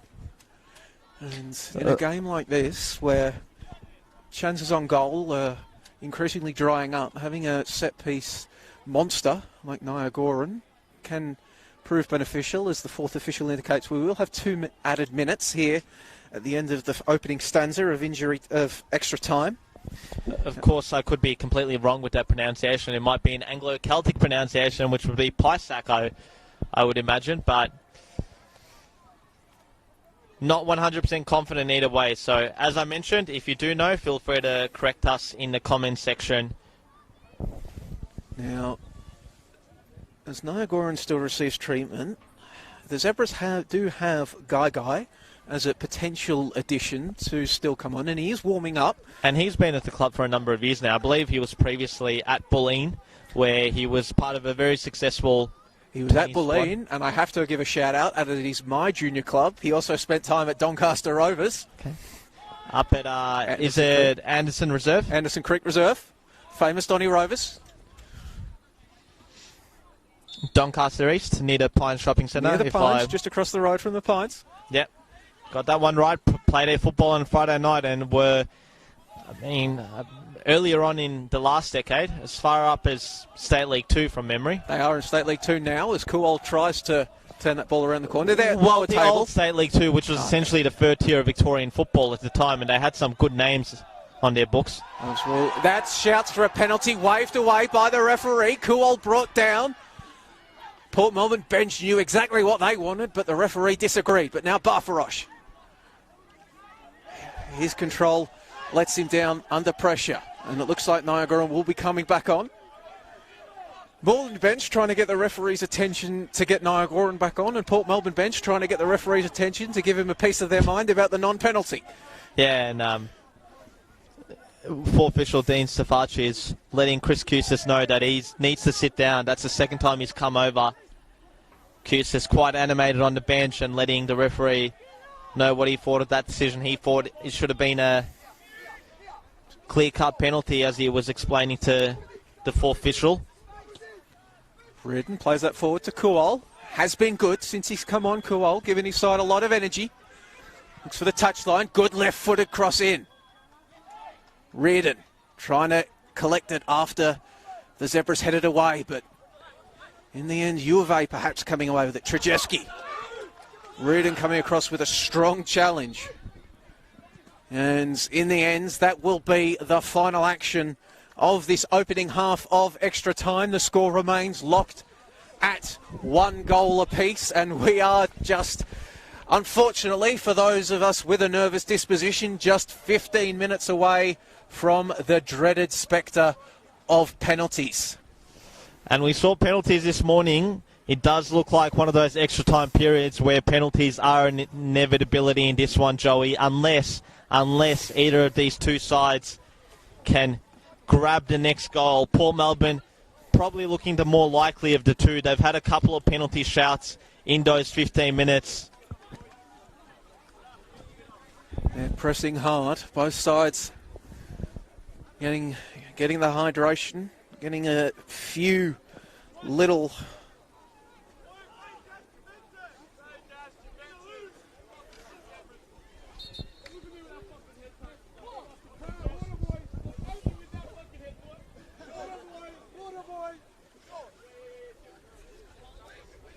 and we see the Port Melbourne fan base performing their migration once again. There will be no respite whatsoever.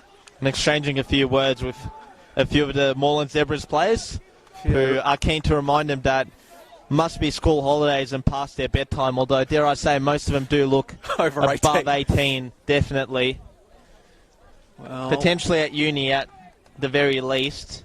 And it looks like they will set up camp now behind the Port Melbourne bench. So looking to bring him home now here. Yeah, perhaps I spoke too soon. Perhaps a bit of respite for goalkeeper Nikola Konstantinovsky. Well, some keepers actually do thrive off that added pressure potentially. Bit of maybe a bit of the Jordan meme. Take it personally when they get the feedback. But where are all these Port Melbourne fans coming from? A second pack of Shark fans now making their ways behind the goal as their side comes forward. Bombachi. It's a Kuol. Wellsmore. Dancing around one challenge, but met by several black and white shirts. Back to Kuol. Left-footed cross in, but comfortable collection from Konstantinovsky.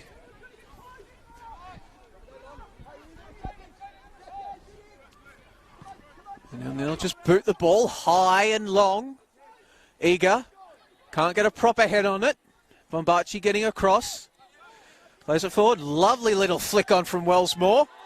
A little bit of a high boot there from Tidmarsh. And in the end, he's called for the free kick. And then it's a bit of a bear hug from George Mills. Now, the question that I have for Jackson Courtney Perkins there is why the purported contact, which was body high, why he was preparing to grab a hold of his face there. I think it's one that the referee didn't have the best of angles for, and it might have been a bit conned by that one there. He's eager, getting on the ball in the middle of the park. And to Wellsmore. Good player though, Courtney Perkins. Been really impressive this campaign. His first in Victoria has been a welcome addition to the Sharks and their second top goal scorer behind Duggan. Mells loses the ball. Niagoran. Now there's a bit of space here for Hodor if he can be found, but he can't. Important intervention from Bombachi. Eager. Slices a ball through the middle of the park.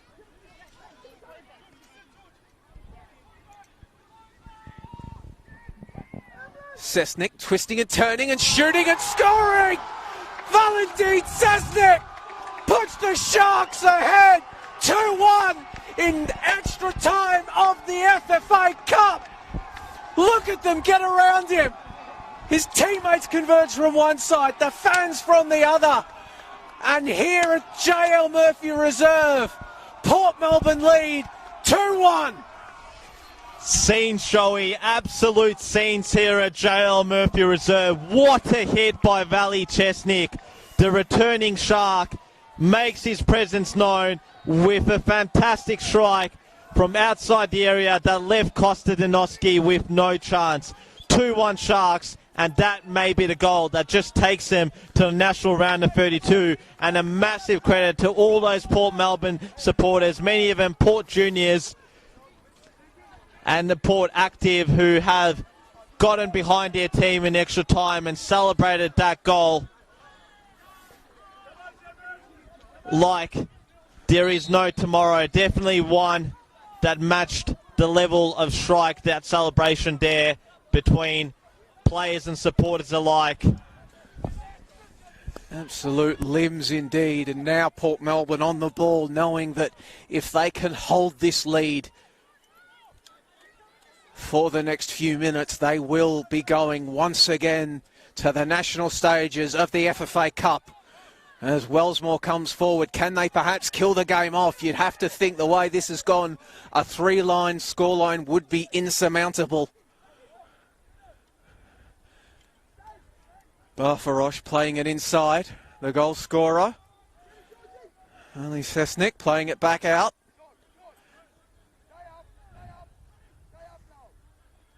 Reardon knocks it forward. Kuol collects. Barfarosh. Pisak. Back to Mills. So calm in possession are the Sharks as Barfarosh getting down the touchline. At this point in time, it is Luke Barfarosh and the Sharks going through, knocking out Thomas Barfarosh and the Zebras. Quite interesting with Valley Chesnick in the fact that he was based overseas for the better part of the last 2 years. And I guess, Joey, I'm sure you would agree from your experience, it's always quite interesting to note how Australian-based players piling their trade overseas have sort of been impacted by the pandemic and how they've been living through it. And I guess Chesnick, you know, home comforts were quite appealing to come back, particularly to Port Melbourne, and to really kickstart where he was playing 2 years ago when he was one of Port's best performers in that 2019 campaign. I believe it was him, Daniel Clark, Finn Beakhurst, Connor Geyer. They had the English striker Sam Ford. They had, you know, quite a formidable attacking threat. As we see Kuol trying to find an angle in to get a ball back, and we'll go out for a corner kick. And we also have seen Coach Gianfranco Impellizzeri going to his bench one last time for the Zebras, introducing Guy and taking off Luke Devitt. Yeah, I think Devitt has definitely faded as the game has gone on, but I thought he put in a good shift there. And it's Bombachi getting forward, and now we see with the 2-1 lead to defend, Eager and Reardon will stay home.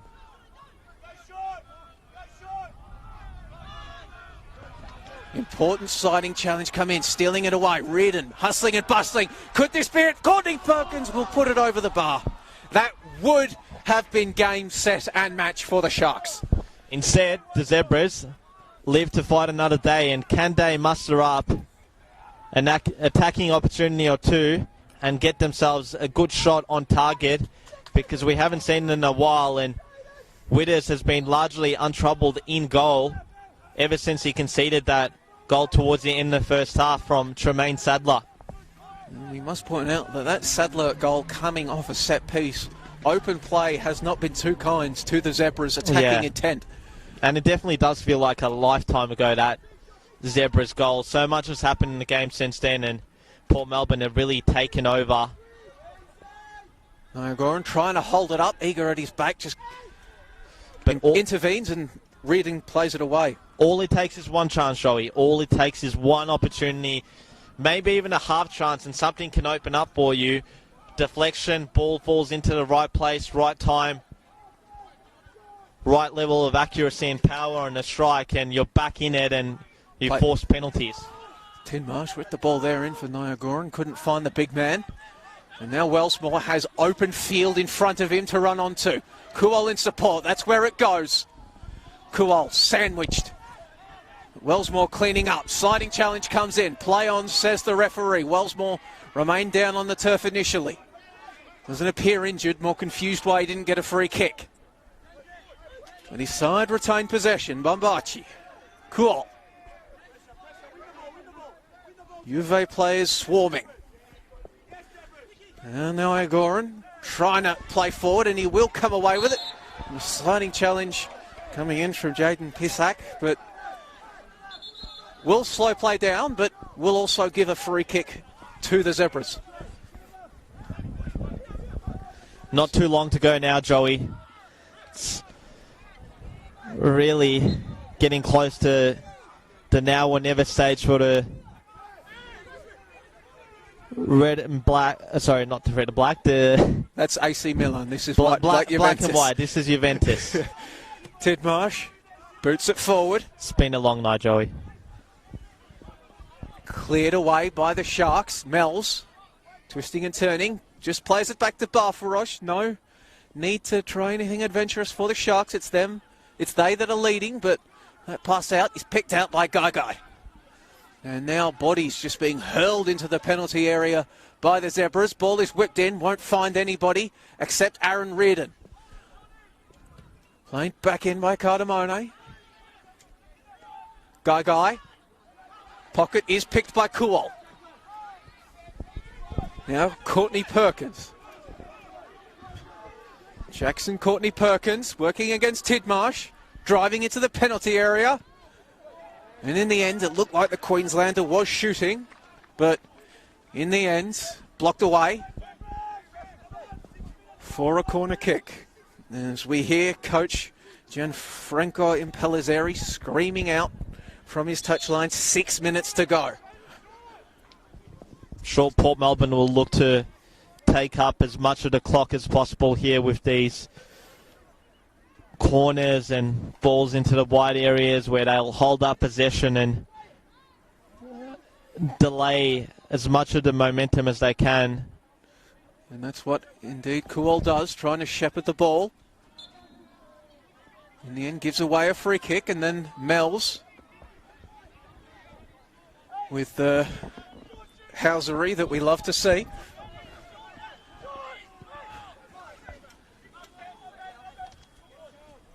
Trying to head it on.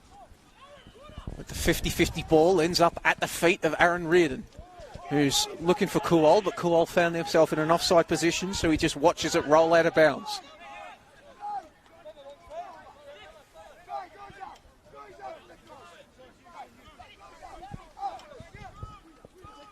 Hurled forward.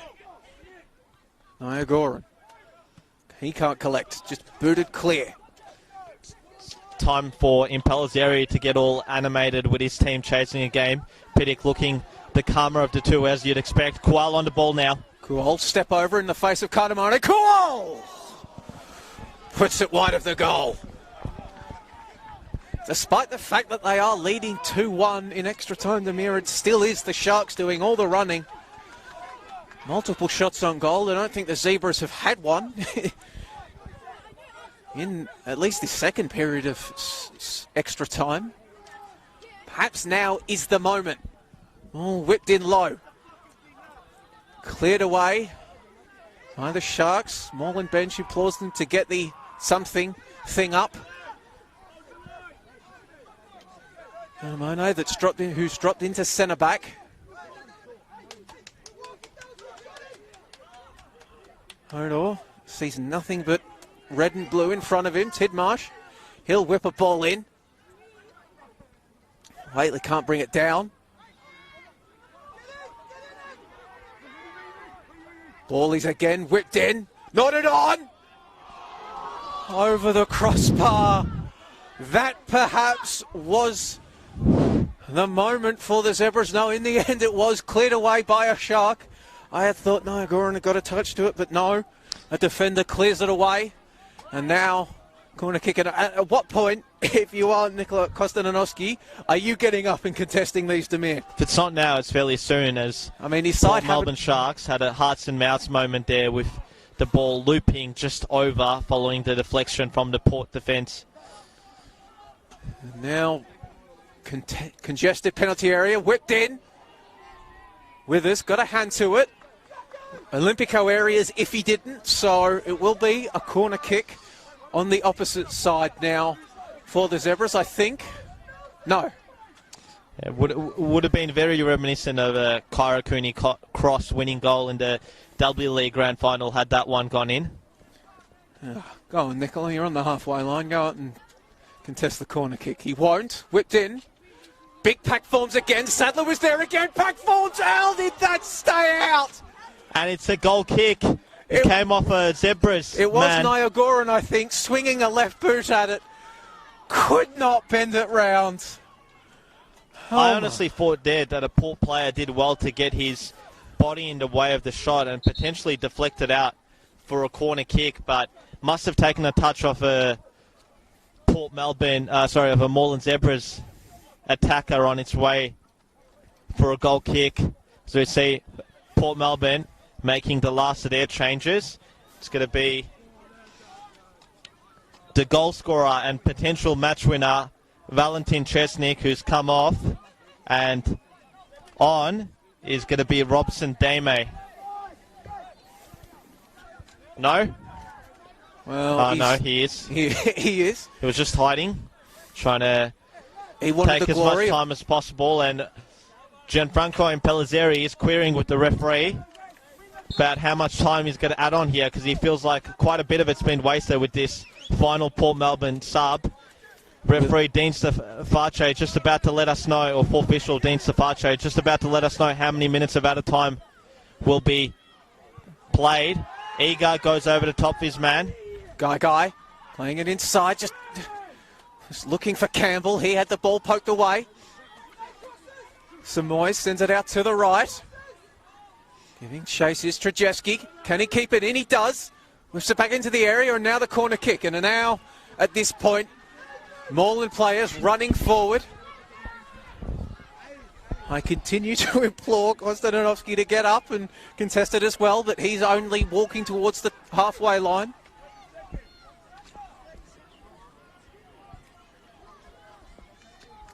So 8 Moreland players in the box. 1 minute of added time. Whipped in, punched away by Withers. Played back in. Pack forms. Barfarosh just tried to put it anywhere, but could only find Moreland. Maglorin! Offside. Wouldn't have counted. He was offside.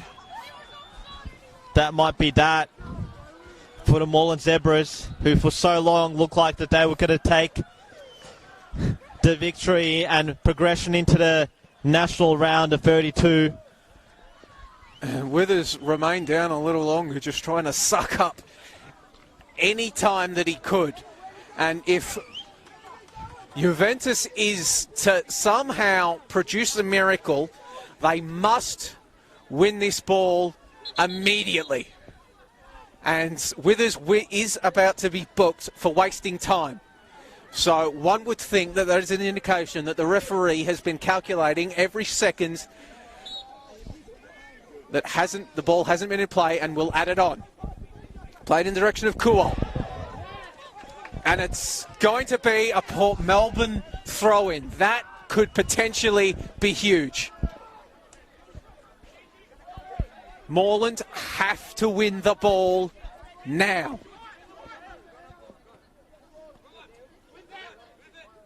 Turn around. Here we go. Last throw of the dice, perhaps, but stolen away by Courtney Perkins. And the referee blows full time. Port Melbourne return to the national stages of the FFA Cup. A dramatic come-from-behind win at J.L. Murphy Reserve with less than 5 minutes to go. It appeared as though Coach Adam Piddock's side was dead and buried. Aaron Reardon equalising. And then taking us to extra time, and then it was Valentin Chesnik as the Port Melbourne fans give me their thoughts on their side's comeback. Drama here at J.L. Murphy Reserve. Heartbreak for Zebras. Delight for the Sharks. They will be playing in the national stages of the round of 32. Yes, you will, young Sharks junior. Demir, what a contest. Well, give a lot of credit to Adam Piddock and his men for the come from behind nature of that win. Certainly took a lot of heart, a lot of discipline, given the fact that the Moreland Zebras throughout the course of those 90 minutes were quite resolute in defence. They were organised, tactically disciplined, and ultimately that late goal from Reardon took the game into extra time. And once it got to that stage, Port Melbourne looked more likely of the two teams to score. They did score.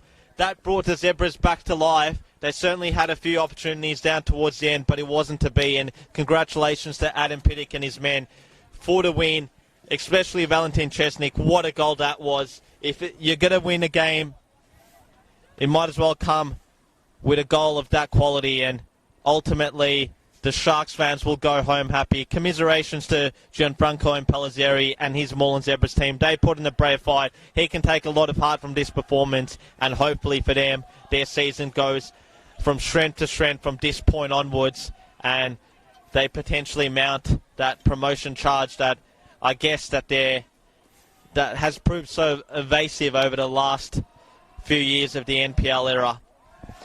But ultimately, it's been a great night of football. It's been a pleasure to be in your company, Joey, for this call. And until next time, thank you. Indeed, the words of Damir Kulash there. So Port Melbourne advancing through to the round of 32, joining Avondale FC and South Melbourne. Second half underway out in Melbourne's east between Monbulk Rangers and Hume City. Looking almost certain that Hume will be joining them in the national stages. But thank you for joining us tonight on the Football Victoria Facebook page, the Football Victoria YouTube pages, wherever you may happen to be here in Melbourne, Victoria, Australia, or as we did here during the broadcast around the world. I've been joined by Damir Kulash. My name has been Joey Lynch. And for now, goodbye.